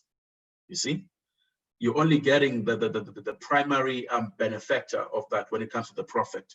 But if you further process that bird, there's a lot you can get out of that bird when it comes to the profits. So we've been targeting such companies which are already existing. And also we are partnering with TVET colleges. We've got a system called TVET colleges in South Africa, which is more direct, more practical learning methods other than going to university. So basically students can come up from high school and go straight to the TVET college and do agriculture. So we're partnering with the colleges so that we at an early stage, the kids are introduced to agriculture other than waiting to go to varsity and so forth. Some high schools don't even have agriculture. So in order to curb that and still give them a chance to actually be introduced in agriculture at a young stage, we're using these TVET colleges. We're using a function called Acquisitor, whereby companies get accreditations to teach agriculture. Not only do the students have to go to the school, but also the service providers go directly to the villages, go directly to where actually the people are interested, go directly to the farmers who are already doing this, but can't go to school, don't have the funds to go to school. So you'll get that we have classes at the farms, at the villages. So we're transferring the knowledge directly to the people. So we've seen that that has been really helpful, because I believe if you don't have the skill, I don't care how good you are. If you don't have the skill, you won't transfer. You can't transfer your skill to actually make money for you, to actually create value, and that's where we've been losing it. One space where actually entered to is the introduction of what you call agri-hubs. So in all municipalities, I don't know what you call it in your countries, but in our municipalities, we've got agri-hubs, whereby all the farmers in this area, we quantify the farmers in the area, all their produce, we know every week we're getting 1,000 cabbages from that farmer, 1,000 bunches of spinach from that farmer, they go to their hub. They've got a payment system that comes in weekly that also helps them in their cash flow, because normally people were just selling on a day-to-day basis. They've got no management in the on the cash flow. So now, even when they require funding from institutions, they can't get funding because why? There's no bookkeeping. So through their hubs, we easily manage the farmers' cash flows and so forth. Also, when they bring their produce inside, it is also sold directly to a certain market which we've created for these people. So they've got a secured market other than selling on walk-ins. That's one thing which has been a problem, which is sourcing the market. So through these agri-hubs, we've got a consistent market, which these people know for sure that our produce will be sent to the market and they'll get their returns in that. So just to say a few, basically, those are the programs which we've been currently dealing with. And we are seeing progress on it. And we are actually working further to make sure that we establish and develop young SMMEs, especially women in South Africa. I'll leave it there. Thank you. Thank you, Phumlani. That is very encouraging to see that you have taken the steps to continue and offer even more value addition. And the thing that we are seeing more and more is that you have to have the training. You have to take up the training. You have to offer yourself up to learn so that you don't make the same mistakes. And the thing that has cut across also that I've actually taken note is the creation of these agri-hubs, which I think in most places they call them cooperatives and collaborations, those ones. I think we should actually, as a continent, as Africans, as even the world, we should form collaborations with our neighbors, with our friends, and offer that type of value addition and to offer to make more basically. So again, the challenges that we have seen Phumlani has faced about the challenges that were faced is that even once you get the funding, the money just goes down the drain, so to say, because of lack of the training. So thank you, Phumlani, for encouraging us to take up this training, and also that you took up the mantle to actually do the training yourself. So this is another aspect that we can learn also. Those who learn and who know can teach even more and open up that space. Thank you, Phumlani. Appreciate it. And we wish you all the best, and we will keep contacts with you so that we can join in your organization. And as an agronomist who is also gone into training, well done. Thank you. Thank you. Appreciate it. Okay. We'll save. Sorry. Wanga. We are saving the questions and the comments to after so that we can finish up with the speakers. Kindly hold your comments and questions so that we can ensure all the speakers have their time to speak. Thank you. The next speaker is from Namibia. She is Esther Mauta. She's the managing director of Oshina Mumwe Trading. They're in the transportation of vegetables and fruits. From Namibia, Esther Mauta, are you here? Yes, here I am. Yes, welcome. Welcome, Esther. Yes, as you introduced me, my name is Esther Mauta. I'm the managing director for Oshina Mumwe Trading, CC. The business does not belong to me, it belongs to my mother. And when I graduated in public management, she said, my daughter, if you cannot find a job, the money does not have a color. So she said I should join her. She had been in the business for 20 years. Transporting and marketing and making sure that she bring the produce from the farm to the market, either to the vendors or to the supermarket. But also on the other hand, I have been helping her in various ways and see how produce come from the land to the table. And it has been a very amazing journey for me, looking at how I'm helping this mother who is unable to do all these things.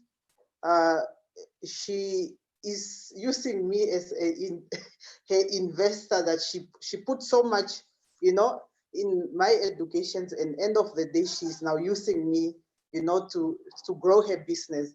And in the 4 years or the 5 years that I have been directly working with her, I made sure that we make sure that produce get on time on the market. And we also make sure that we work with the farmers on a better way. Logistics is not an easy thing when it comes to produce, because sometimes the farmers are not on time. Sometimes there's a lot of issues in between. And we are really trying to see how we can improve the market. Our market is not that big in Namibia. Probably I can go a bit about our farming. Most of the farmers here are subsistence farmers. We don't have a lot of commercial farmers in Namibia, and we heavily depend on South Africa. So most of our produce are coming from South Africa. So we are just tapping in the market. How we can farm better, how we can transport these things. we are also just in the process of learning. I'm also coordinating now a program called 360 Africas.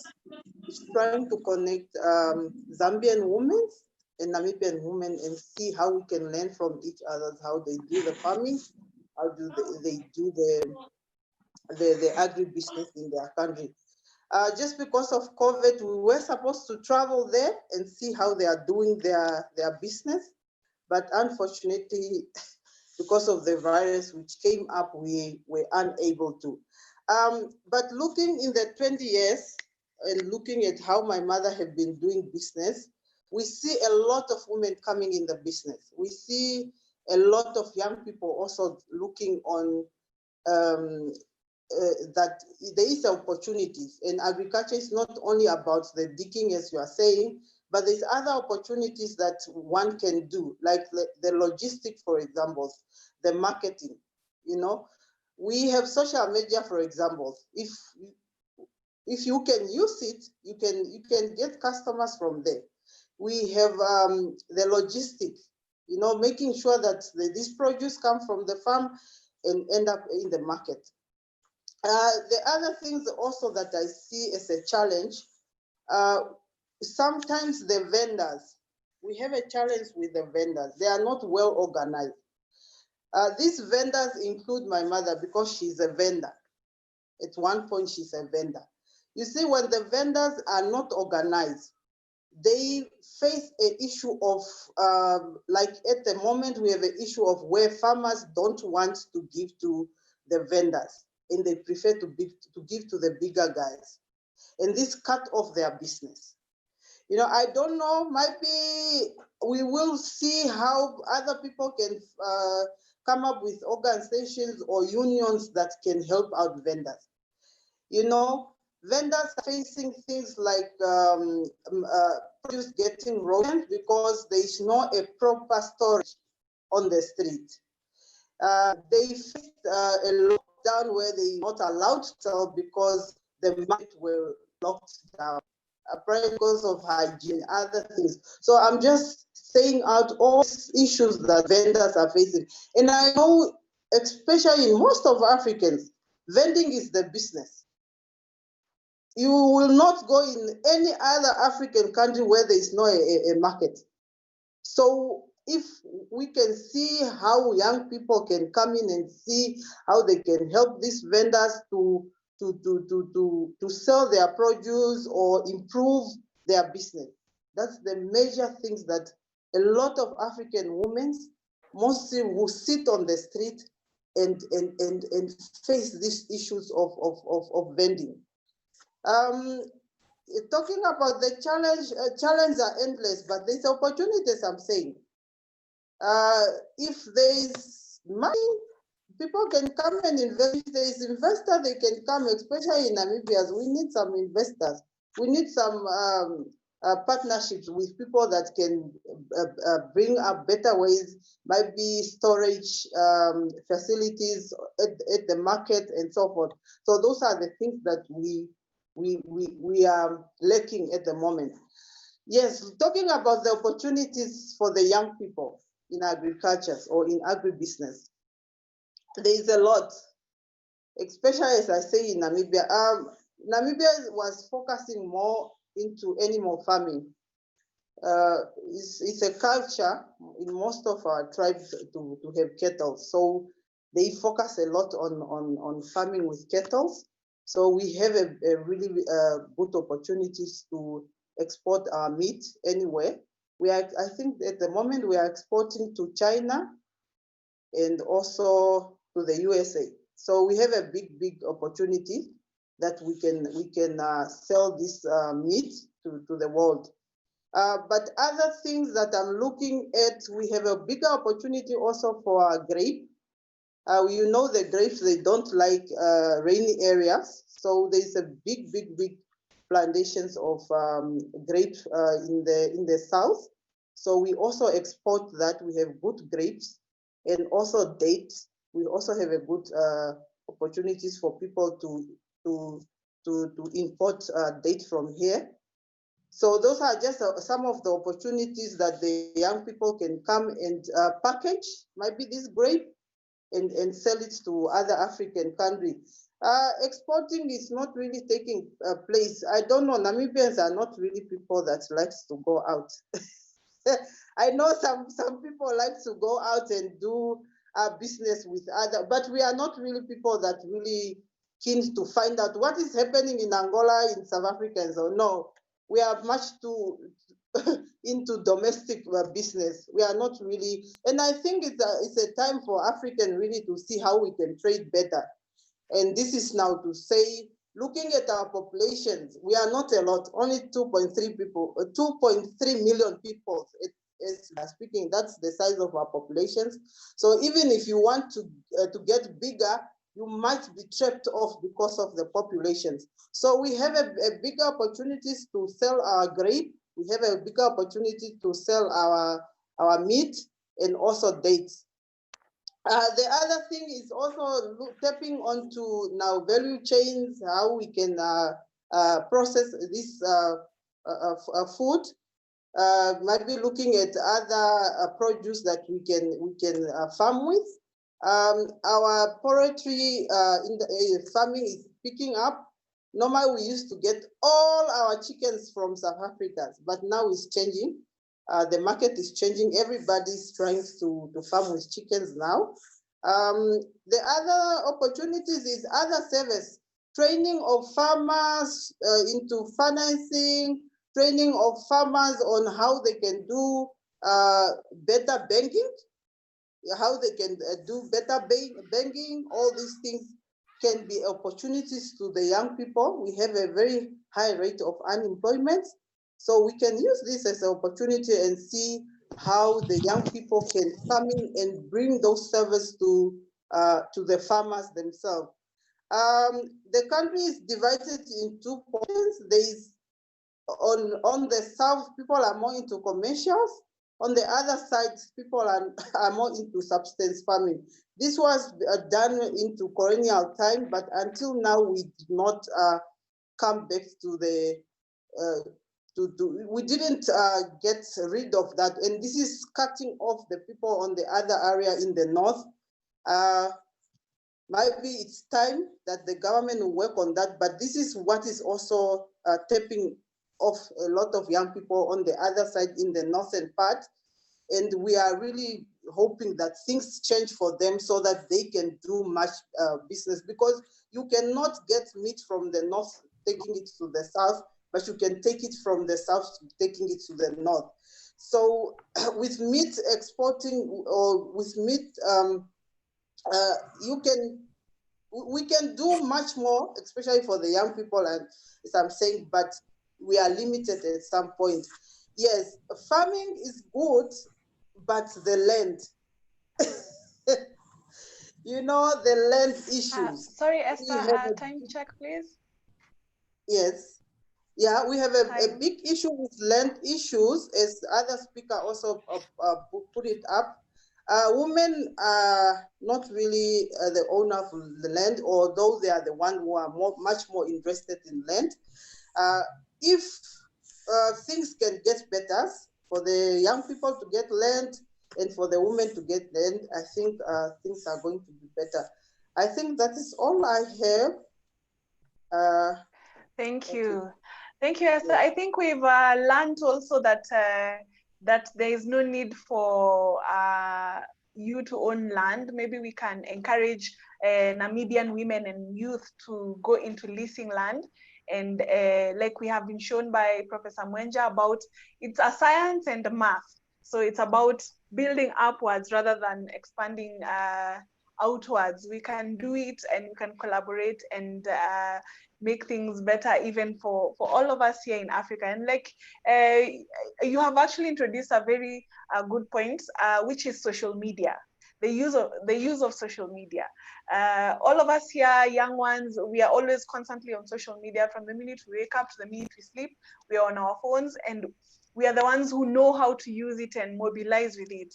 So even in the social aspect of it, we can also use it, social media, to market ourselves, to grow in agribusiness, to train, to connect markets. I know, Esther, you say that Namibians really don't like knowing other people, but here today, this is one step into breaking those borders and breaking those boundaries and letting us in. And actually, you have brought in so many things that we can actually invest in Namibia. How about doing wines from Namibia with the grapes and the dates, and those are things that if you think about and add those values, nowadays it's not always that wines must come from Europe. So there's South African wines, there's Kenyan wines, there's so many different kinds of wines that are appreciated everywhere. So we can think of that kind of value addition.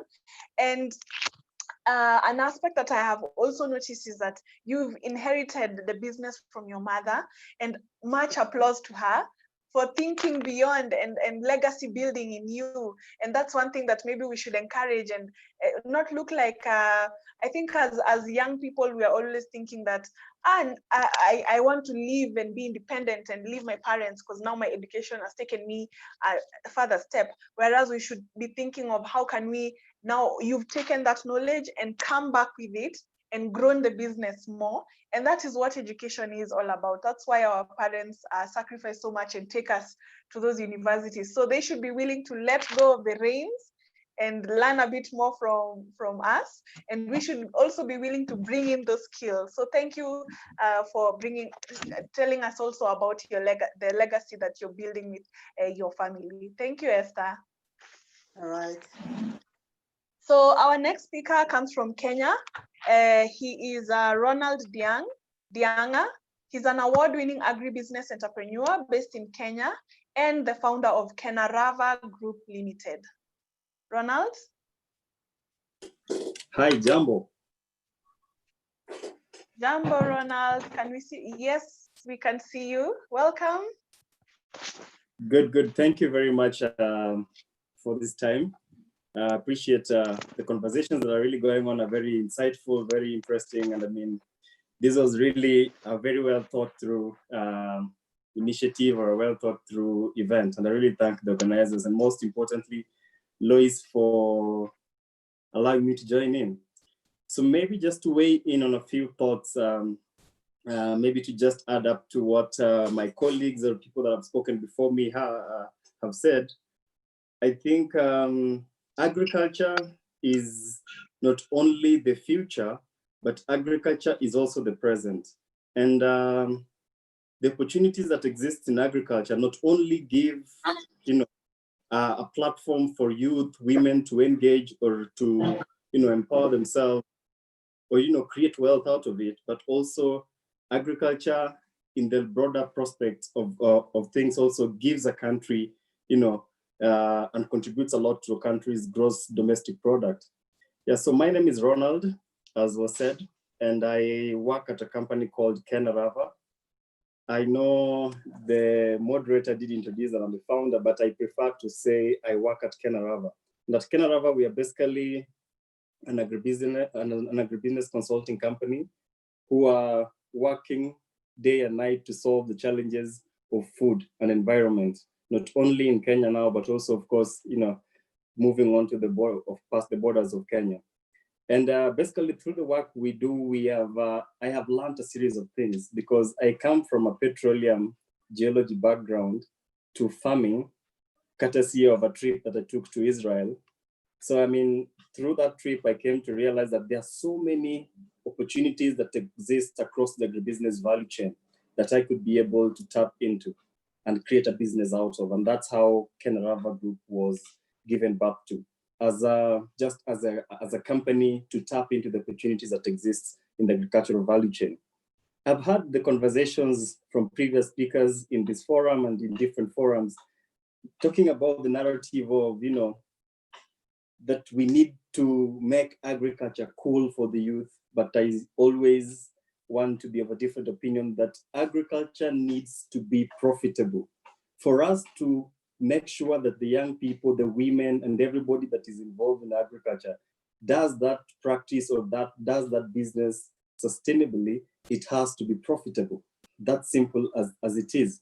That's what will bring the coolness out of agriculture. And so as we are, showing and demonstrating different opportunities that exist in agriculture, we must labor very much to show that agriculture is also profitable. Then we can be able to, have different young people, different women, and different people taking up agriculture.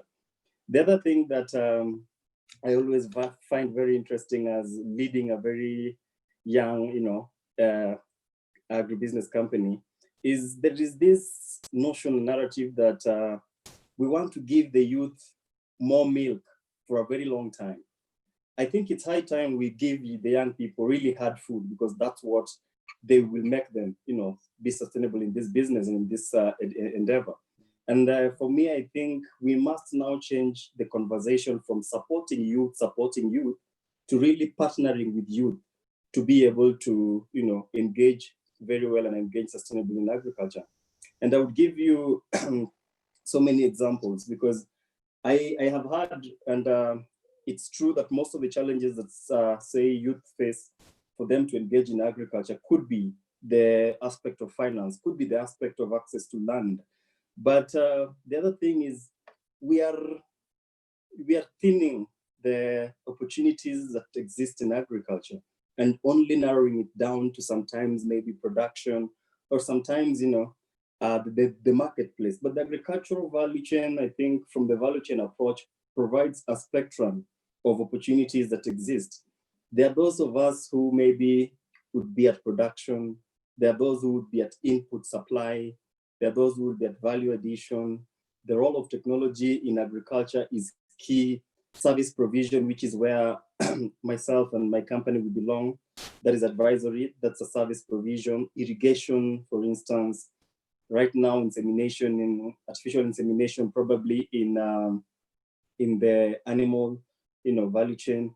Financial provision and service provision of financial services and products, processing and marketing. All these are different opportunities that are existing across the agribusiness value chain that can be entry points for whoever wants to engage in the sector or whoever wants to create a business out of it. And I want to give you an example of a few friends of mine from Kenya and even from the different parts of the world that I've traveled in. I have some of my friends called Shelter in Ghana. And what they are simply doing is they are customizing and helping in the construction of affordable greenhouses for farmers in Ghana. And their business is growing by the day because they have simply understood that under a controlled environment, you can be able to, just like what Prof was talking about when he was mentioning that we need to increase the production per unit area.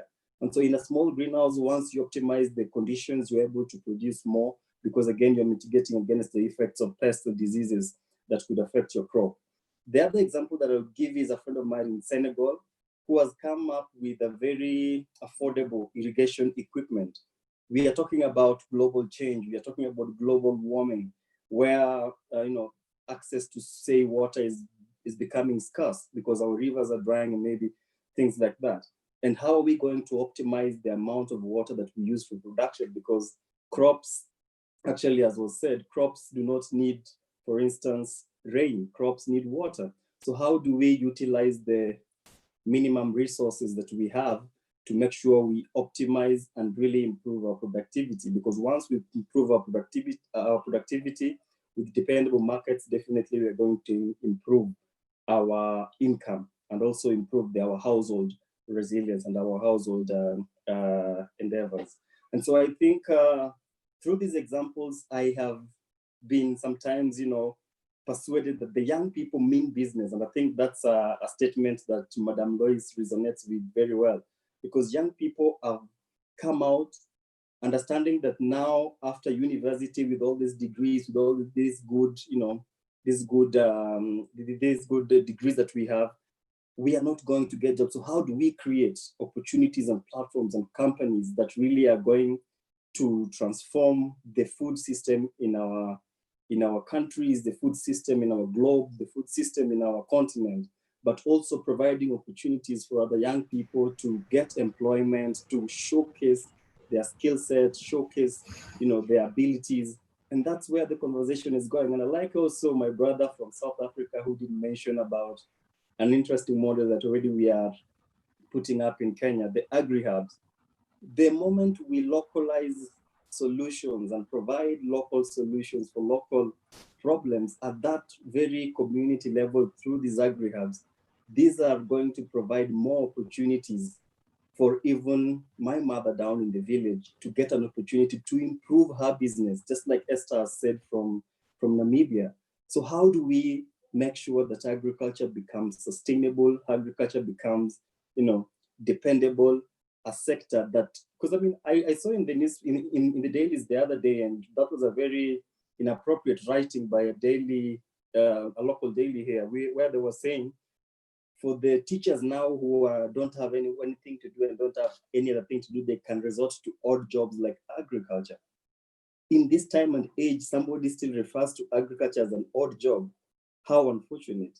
But agriculture is presenting different opportunities and different platforms upon which businesses can be built around, and really businesses that can employ people, that can provide income for people, but most importantly, that can improve the general household reliability and household resilience, because that's what it's all about. Once we strengthen the household resilience, then as a country, we can be able to, or as a continent, we can be able to say that indeed agriculture is the backbone of our country. And lastly, I like very much what Esther also did mention about digital platforms or social media, to be specific. And I want to give you guys a very good example. I have a friend of mine, he's called Roger Skira. If you just go to Twitter or Facebook, you'll find him as Mr. Agriculture.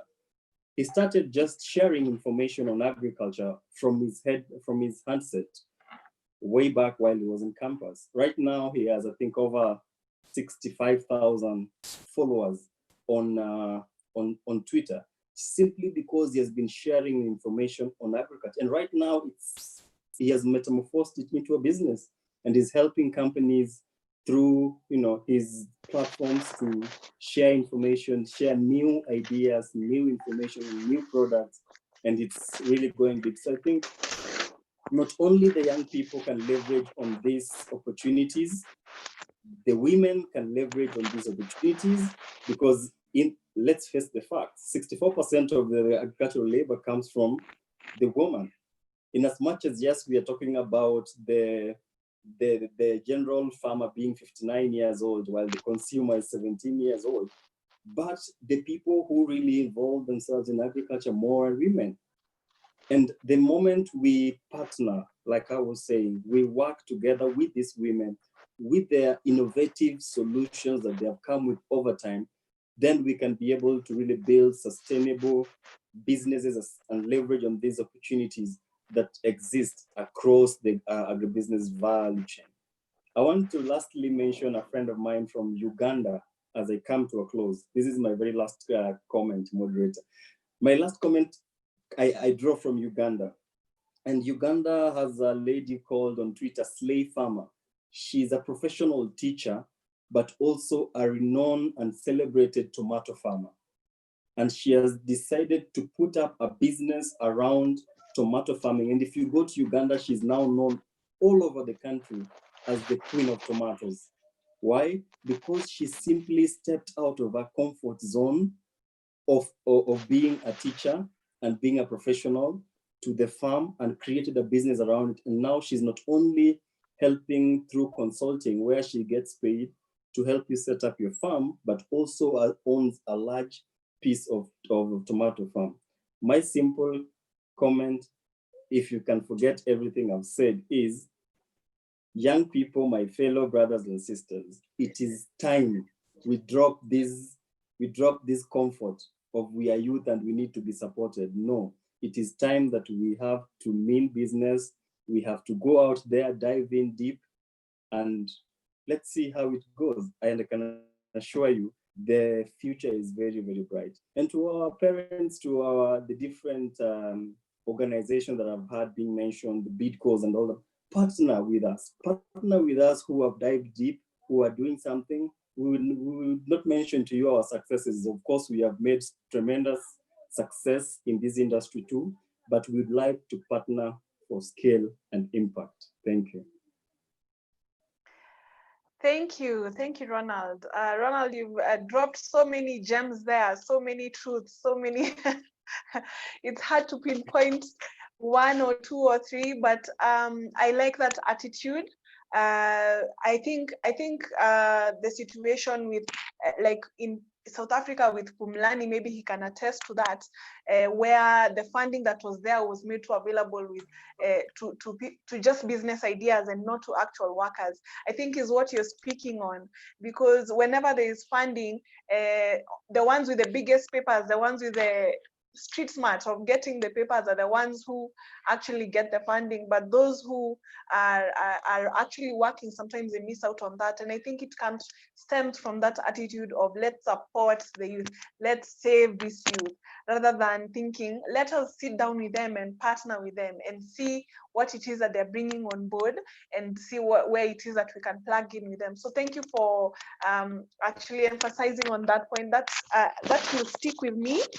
And also digital marketing and using what you have, and the fact that we should make agriculture look profitable, because we've seen it whenever there are fads going around, and I think we've seen it here in Kenya, that the things like quail farming and the fads, that when someone came and said, okay, there's money now in quail eggs and quails, everyone rushed there, everyone got a wildlife service license to get a quail. Everyone went and put all their money there.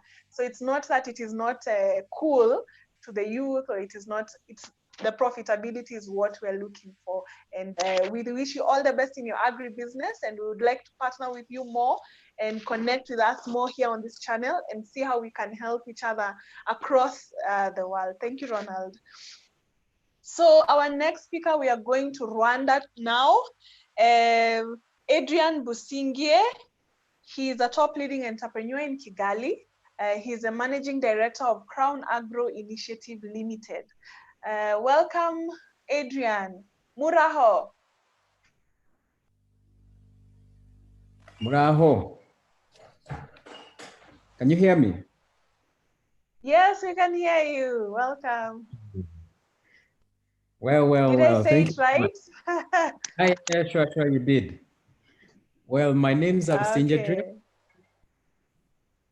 For the viewers, my name is Busingye Adrian, and the co-founder of Crown Agro Initiative, the company that is very committed at empowering farmers and youth. And we are very, very happy that we are shortlisted on this, to be on this panel as the company itself, because we saw that the topic was directly to us. And of course, I wasn't given a specific topic to talk about, but I tried to break down our subtopic in a way that as subtopic says, exploring agribusiness opportunities in Africa through youth-led enterprises. As a company, as a Crown, we have gone ahead to to empower over 100 farmers already in a space of 1 year since we started. And what we have done, what we do as a company, we tend to promote also urban farming in the cities, in the urban centers. So through that, about the company, that's what we do. So back to the topic is that I prefer to first define agribusiness, especially for our new youth who might be new to the business and trying to capture what actually it means. So to me, I found out this is a system. It's a system of business in agriculture that includes a lengthy, a complex value chain. This includes agro inputs, chemicals, farming, distribution, machinery, all that, processing, seedling production. So I found, and of course, agro-tourism, which I'm trying to promote as a company in Rwanda. So partly that's what was given to us. And then I was asked to talk about agribusiness opportunities for the youth in Africa. And there are so many opportunities that we, the youth, can capture, can actually get from can capitalize to see that we grow as youth and we engage ourselves into the agricultural sector, and of course growing it at the same time. So these are some of the points. We the youth, we can actually we can provide farm advisory services, setting up a company related to that, and also we can also do the representing different companies like especially big companies that are actually dealing like in seeds. Those are some of the opportunities we can actually capitalize. We can also represent manufacturing companies. Example like tractor companies. I'll give an example of a common tractor company, that is John Deere, for those who know it. And it happens even the CEO is my friend also. So those are some of the company irrigation systems. So we can actually find a way of capitalizing those areas. Then of course we as the youth, we can actually massively get into the post-harvest operation system. The post-harvest operation system of agriculture, it's also a very good opportunity for us to work on. This I mean, we can actually already have been told the youth, we can actually do the incorporate technology into agriculture. For example, setting up apps. I have a friend who happens to have an app that actually controls animals in terms of, they put it on they have a pin and on the ear of the cow. And you're able to control the conditions of that animal, okay? So there are quite a number of things that we can do under the post-harvest operation. We can even set up companies to do with supply chain management of the, to supply our hospitality sector, hotels, all that. And of course, it means sourcing from, farmers, direct get farmers. Okay. So also, we can also tap into livestock, poultry, fishing, vegetable growing, and all that. Okay. Oil production. Oil, I mean edible, medical, and aromatic. So we can all tap into that. Then there's something that I found out that is very important for us. That is youth and the roles that we, the youth, can play into the agribusiness sector. Okay, so we, the youth, we can play a very big role in this and the value chain of agribusiness, and it's very complex, as I said, and it has. To me, I found out the value chain of agriculture lies into five segments. And all those 5 segments, we the youth have a very big role to play. We have the input supply. That is my number one segment. And these segments, by the way, they do follow each other. They support each other. The input here, I'm talking about we, the youth, can do the selling and supplying of agro products. Talk about the seeds, seedlings, feeds, planters, chemicals, and all sorts of inputs that can actually support the growth of agriculture. Then my number 2 segment is farm production. So that means the input supply supports the farm production. Youth can engage in both crop production and animal husbandry in a way that you are a farm gate farmer. If you can understand when I say farm gate. So that means you plow, you deal into maize, you have land, you grow rice, cocoa, and everything. Then you 2 animals, you're probably doing poultry. You can need small space, by the way. Piggery, snails rearing, all that. My number 3 segment under the value chain, that where the youth can support the agriculture sector, that is post-harvest handling. We have already said that we're incorporating technology with agriculture. So in this system, you can actually set up apps to help farmers to grow, to market their stuffs, agro products. We can also, in the same segment, we can do transport services, food processing, to help into the post-harvest handling. Then we have the processing as my number 4. Processing, that is now that we have, you become an investor, you can do processing of yogurt, corn milling, tomato paste, you can do that. Peanuts, production of peanuts, that is adding value to the, to the products, the local products that we have. Then my last one was marketing. And of course, marketing covers everything. Whatever we do, we have to market for it.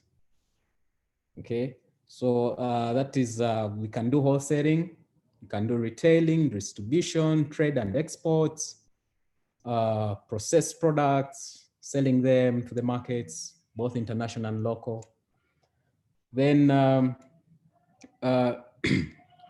like I said, the youth involvement into the agricultural value chain segments increases the earns, resulting to better livelihood, and of course, the state economic development, that thus adding to the GDP of a certain country.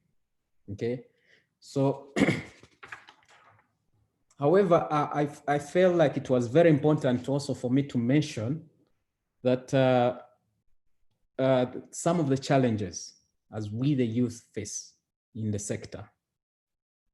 I found out it's very important for us to take it up for our youth so that they know what exactly they are up for. So some of the challenges, the common challenges, lack of knowledge,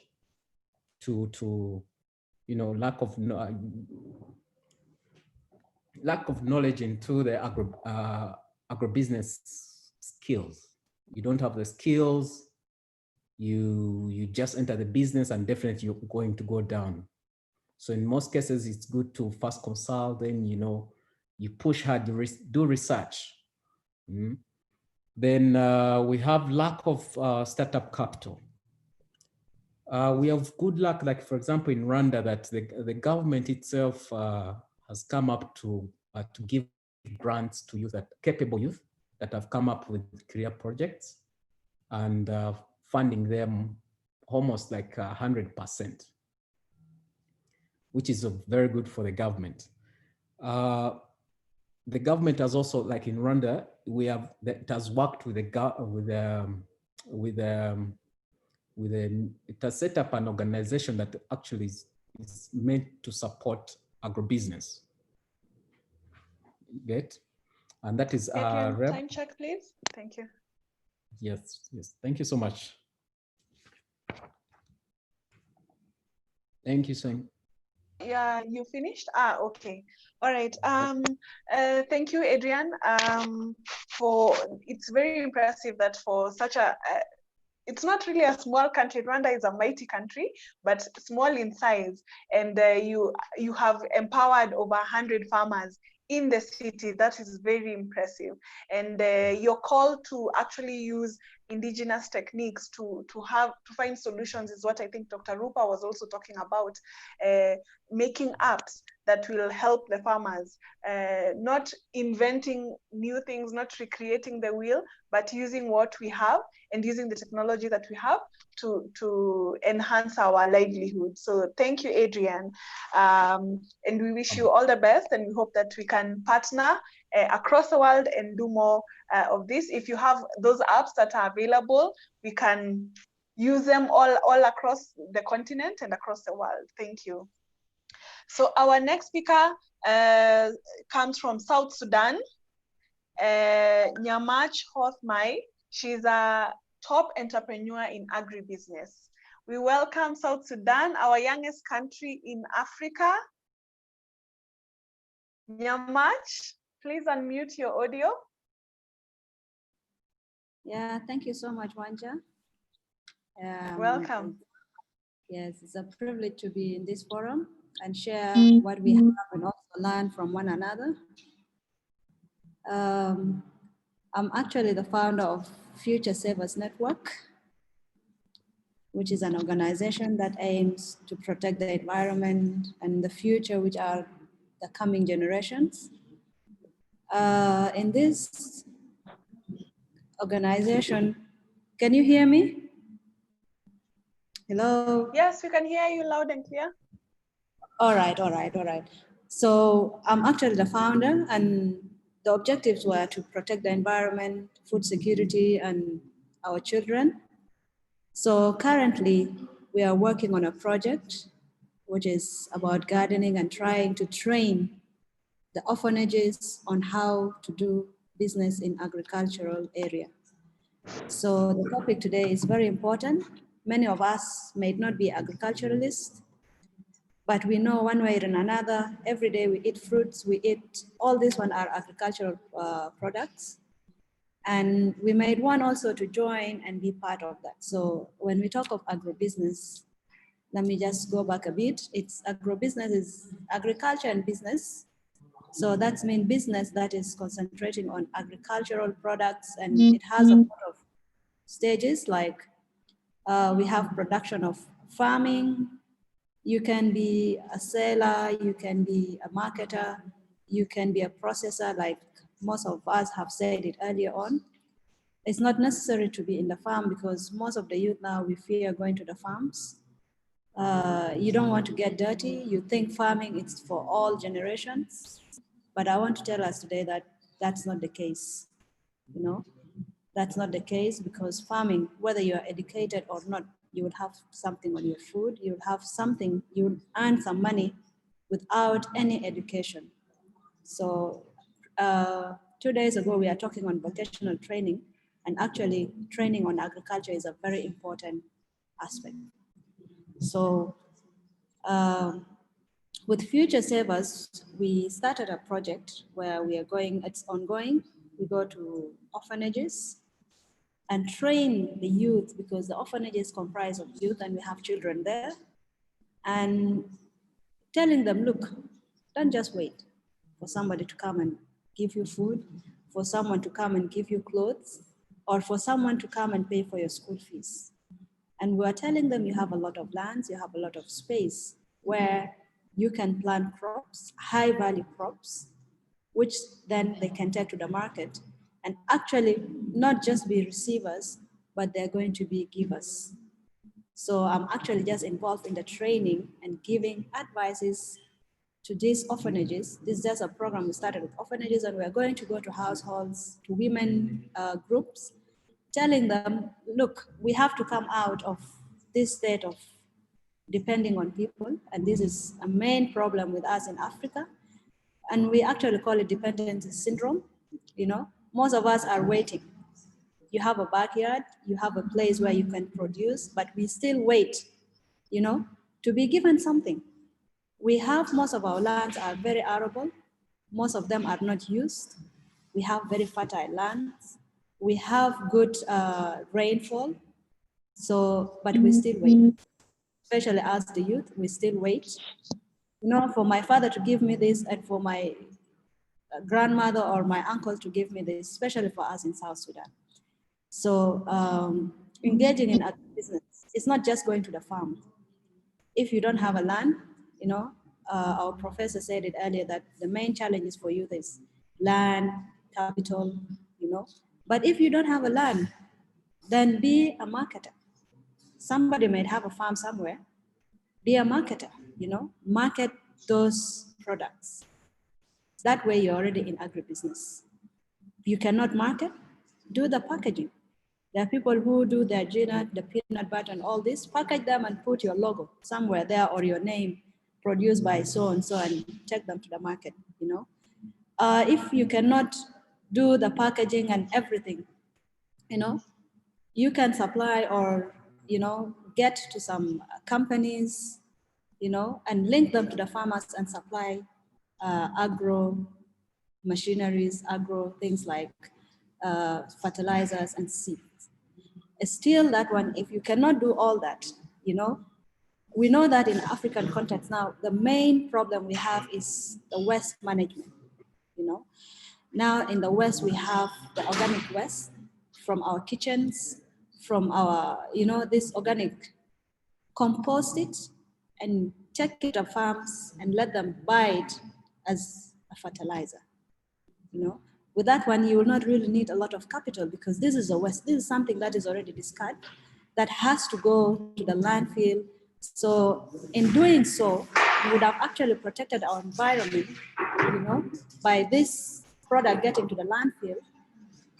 And at the end, you also earn some money because when you compost it, you take it to the farmers, and they're going to buy it from you. So you would have solved a lot of issues. So for us, the youth, we don't need to relax, you know. We have a lot of opportunities, a lot of opportunities there.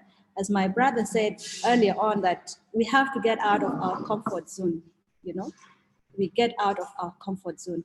Don't think I'm a university graduate, I have masters, I have this and I have that this is enough. No, that one will just give you a salary, you'll be employed by someone and it will give you a salary that cannot sustain you. You know, that salary will come and finish, but we need to create things. When we are talking of the issue of the land, that I don't have a land, Kariuki said it very well, that you can lease a land, you know, you can lease, you can rent. Here in South Sudan, we have lands that are being rented during the rainy seasons, or, you know, once it's there, you get that little money, or we can partner as youth, not only me, but when we come together, 5, 6 of us, if we come together, we can lease that small piece of land, grow our crops. But what we know now is we have to choose, because I might be having a very small land and somebody may want to put maize in that small piece of land. Imagine what you will get when you harvest that maize. It may not even bring you like 10 sacks, you know. But when you put tomatoes or you put these other vegetables, whatever you get from that land can earn you millions of shillings or South Sudanese pounds or what, you know. So at the end of it, also our choices on what we do with that small piece of land or whatever resources we have matters so much. So we have to know the right things that we have to choose at the right time, you know. So let's get out of comfort zone. Agribusiness is actually the future of the whole world, you know. It's the future of the whole world that everybody is going, because these are natural resources that are always regenerated. In our country, in South Sudan, we are actually mainly 98% relying on the oil revenue. But we have our land that is very fertile that is not used. And to our surprise now, but it is us, the youth, who have relaxed so much that most of farms, most of agribusinesses are done by elderly people, you know. They're the ones who are having lands, they're the ones who are having Nyamach, time check, please. All right. So mainly what I want to tell us is youth, we have to engage, we have to come out, because we are very energetic now. Let us use this energy before we get older and get something for our future and save our countries, the nations, from the poverty that we are in. Thank you so much for hosting us. Thank you. And I hope we continue to do this one more. Thanks. Thank you so much.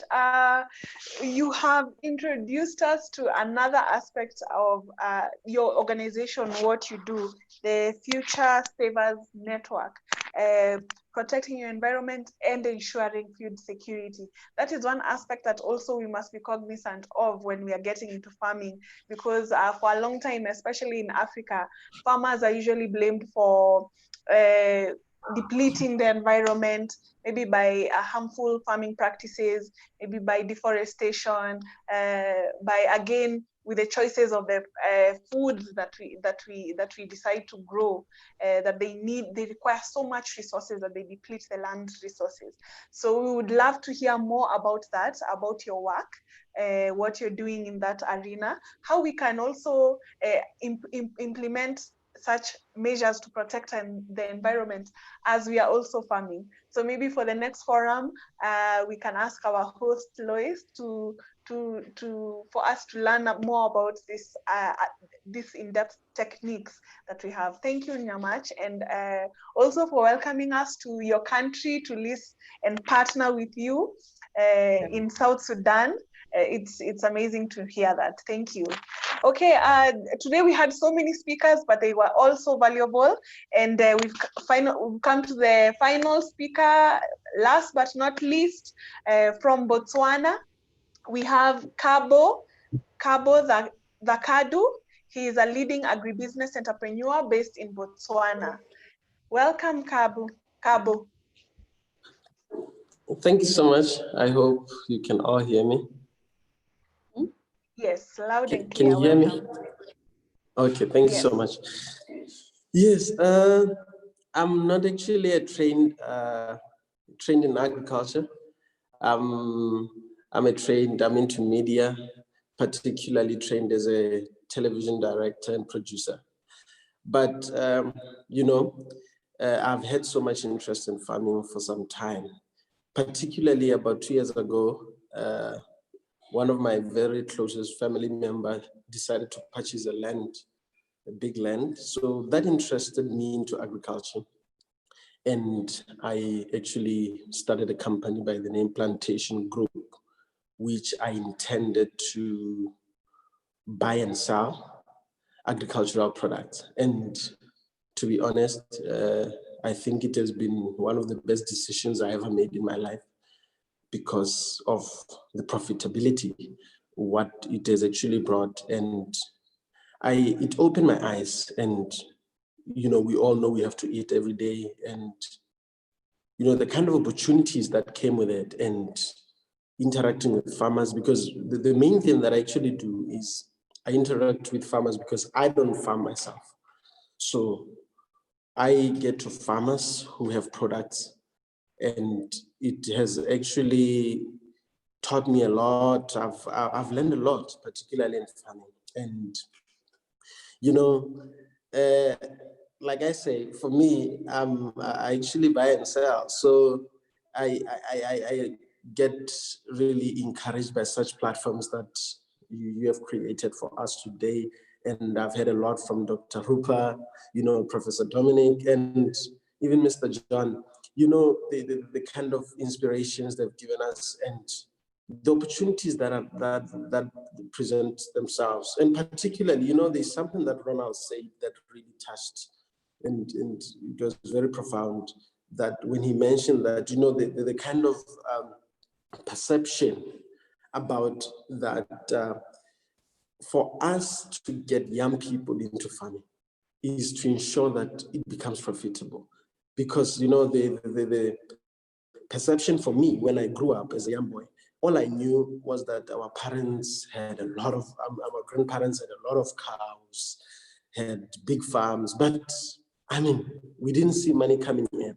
So it gave us an idea that farming is not so profitable. It's and it really never interested us in farming. And nowadays we see that, like right now, I sell a lot of products to some of the big retailers in the country. And I mean, they don't farm. I receive calls every day for, do you have Ronalds? Do you have, how much maize do you have? And I mean, money is coming in. And with that kind of perception, it becomes easy for us to inspire other young people that farming is the future. You know, I had a very profound, you know, one of the leading business people in Africa by the name of Strive Masiwa. He was in an interview and he was asked about which business he would do today if you would start business. And he said, if I was starting business today, I would go into farming. And, you know, he explained why. And, you know, that really got to me because, I mean, almost all the speakers, Esther said it, Ronald said it, about how the opportunities in Africa is that we have you know, we have the land. Yes, I mean, you may say, of course, young people don't, but we have opportunity. We have the opportunities to the land. I mean, our parents have land. Most of us, our relatives have land. So, I mean, we have land in Africa.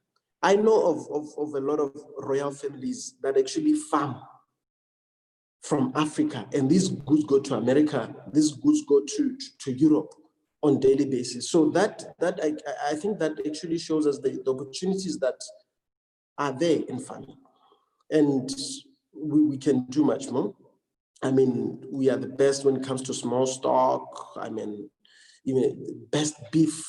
I mean, we have those opportunities, and we can feed the whole world. Like someone rightly said some years ago that, you know, we have the capacity to actually feed everyone. And one important thing that some of the speakers already said is that, you know, there is money in agriculture. And when we become serious with it and become very concerned with numbers, I've been in business for some time personally, because I grew up in a business family. And one of the things I was always taught was that the numbers never lie. So we need to be very, you know, let's know our numbers, let's know our statistics, let's know what's happening. I mean, if I'm into, for example, I sell a lot of raw nuts in the country. I think I'm one of the biggest suppliers in raw nuts. I know the market, I know who has what. And I get to understand how many farmers actually have attempted to actually farm that. So, you know, it becomes easy for me. I already have my numbers, and I know how much it will come to, how much in tons will the products that I will have. So, I mean, I don't have land personally, but the farmers that I deal with, I have all the numbers. I know how much, and I know when the prices will go up, I know. So I think, you know, being informative and keeping up with the times, ensuring that we take advantage of, get to the numbers, know what's happening, know who has what, and actually what's happening. I think that is very important. And lastly, you know, Ronald mentioned it, even Esther mentioned it about digital media, social media. You know, just about 2 weeks ago, I had over 1,000 bags of 50 kgs of raw nuts, and I sold them in a week. And just through social media, just through social media. So you can see the power that, you know, it makes things easy. How much did I spend for that? Nothing. So really, we should take advantage of this. Imagine what I learned today, I mean, from this platform itself, and it's just amazing. And I think there isn't much to say, you know, but I'm really Thank you, grateful for the Kabo. opportunity. Thank you so much, Kabo. You from Botswana. That is amazing. You did not have a background in agriculture, but now you are dealing in groundnuts and the likes. And also encouraging us, the one thing that we should learn is to pay attention to the numbers. We have to learn financial management, as I think it was Phumlani and Ronald who are telling us about their consulting business. And you have to know, it's not a matter of just dumping capital, but you also have to know whatever it is that you're dealing with. And also just encouraging us to take a risk. That is amazing, and we wish you all the best in Botswana. And so we've come to the end of our conference here today. This has been amazing. I know we have gone over and beyond our time, but it was necessary. And I think coming along in the new other conferences regarding even same still in agribusiness, we will have more to talk about. So the main takeaways that I personally as Wanja will take away from this is that one of the main things is that we must enhance our training, whether it's to go to Miramar College, Best IU, Phumlani's consultation, Kenarava, all those. We must enhance our training, we must enhance our knowledge, we must get into this with an open mind, and that will enable us to even take a calculated risk. And that brings me to the next point: take a risk, because we've seen that one of the businesses that have survived, and not only survived but have thrived during this pandemic, is agribusiness. Someone who knows what they're doing in agribusiness is thriving and is doing very well. And the other thing I've learned is that this is such a peculiar business in that do you really have a competitor or do you have a collaborator? Is someone who is selling groundnuts your competitor, or someone who is selling tomatoes your competitor, or are they your partner? You might think you're competing for market, but as we have had over and over and over, the demand is too high. Food security is one of the top agendas for every government in the world, and we are still not there. So our competitors now become our partners. We must form collaborations, we must form cooperatives, we must work together and continue on with the chain, connect the chain. The way Mr. Kariuki told us, from the soil to the pan, we must connect that chain and collaborate together. And also, I think I was very encouraged by Adrian from Rwanda, talking about such a small country and doing apps and working with farmers, and it doesn't matter your population. Namibia, Esther, because you have 2.4 million people, we must not just look at the localized population. We must think globally. We must think now 1.3 billion Africans. That is our market now. That is what we have to consider. Not the 45 million Kenyans or the around 12 million Rwandese, but the 1.3 billion in Africa. We must break those boundaries. And the other thing is, I have actually learned quite a lot, small things, is to, what can I say? My grandmother used to say, we use the whole animal. There's nothing to throw away. When she would cook a chicken, she would use the whole chicken, from head to feathers it would be used in totality. So we should do more research in what we are doing, that we don't waste our product, because what you might think is wasteful in your country is gold in another place. Like now we've learned about bamboo, which is just a bush that grows out in the middle of nowhere. Sunflowers, which are just flowers that just grow, and we've seen that they are gold. So we must learn to do our research, do a lot of research on what is needed out there in the market. And also using the tools that we have in our disposal, that is technology, making of apps, use of digital marketing, and learning to access these technology that will uplift us. And also a word to all the corporates and organizations who are looking at us, the youth. We've seen that, we've heard about the KCB Foundation, which is Kenya Commercial Bank. So we see banks and MasterCards, they're all investing in agribusiness. So this is not an industry to take lightly, but this is an industry that we can plug in. There's a lot of support. There's a lot of opportunities. There are challenges, but we have seen how each and every one of us here in agribusiness has managed to overcome the challenges, and we have learned from each other.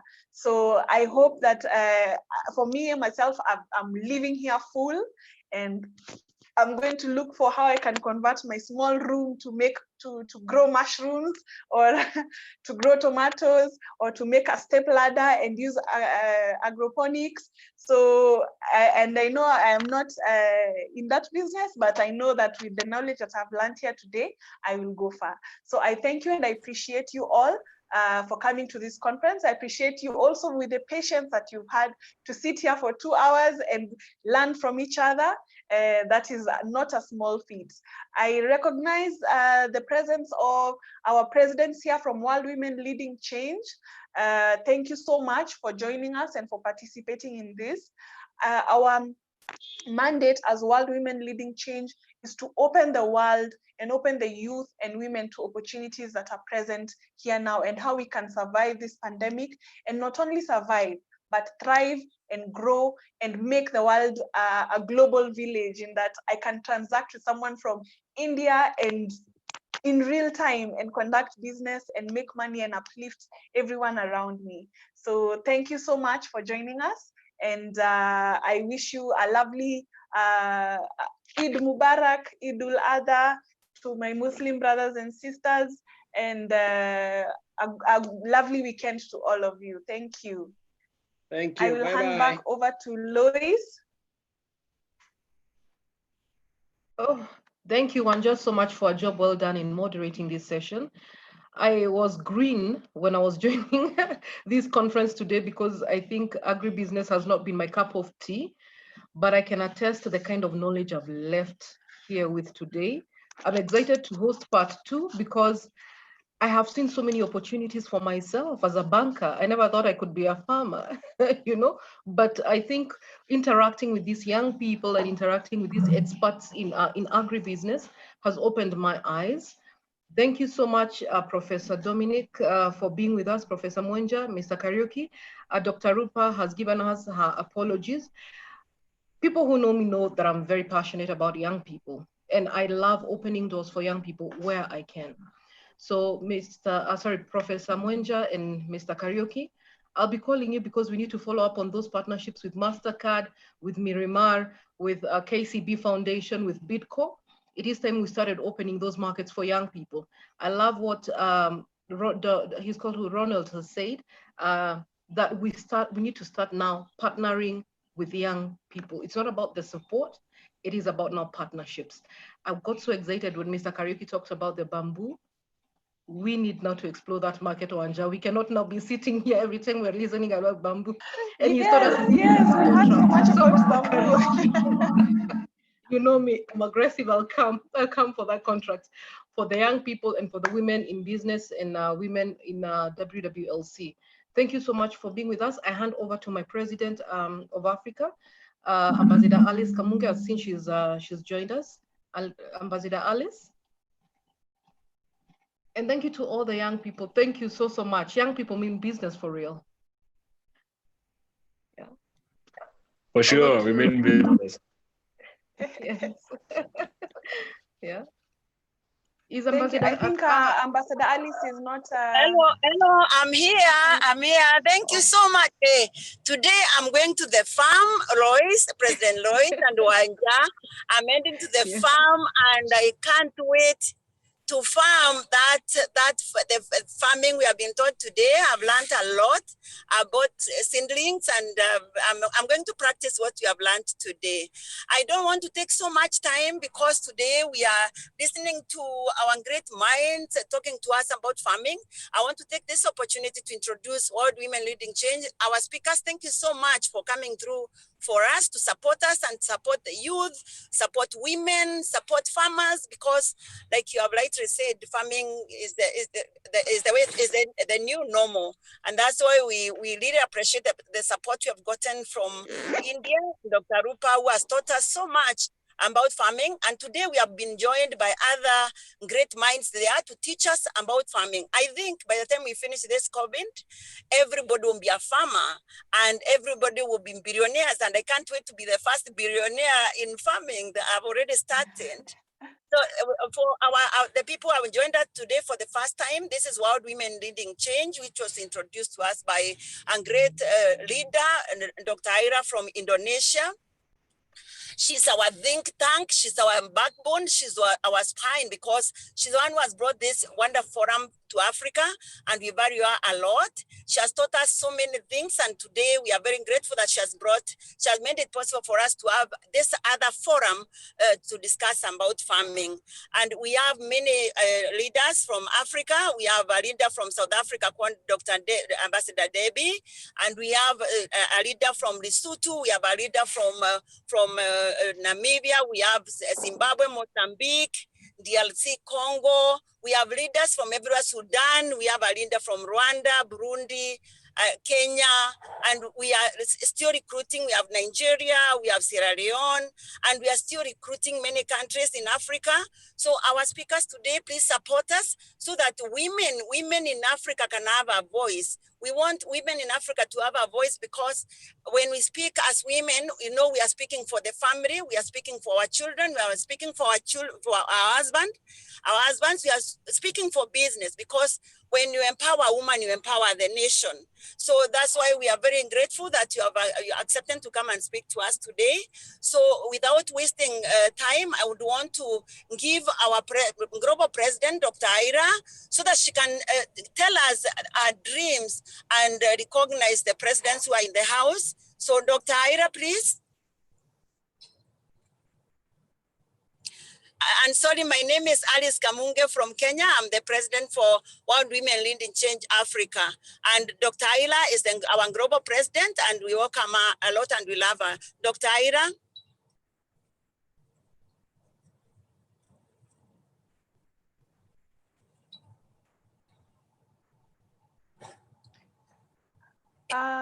Sorry, apologies. We are having another conference following this one. So I think we should conclude this conference. Dr. Ayla is... Okay, Wanja, thank you very much. Then I'll take this moment to tell everyone thank you so much and God bless you. Thank you. Thank you, everyone. Thank you so much. Bye. Bye-bye. Bye, everyone. Bye. Bye, guys. Bye-bye. Bye, guys. Bye. Bye-bye. Bye. Bye.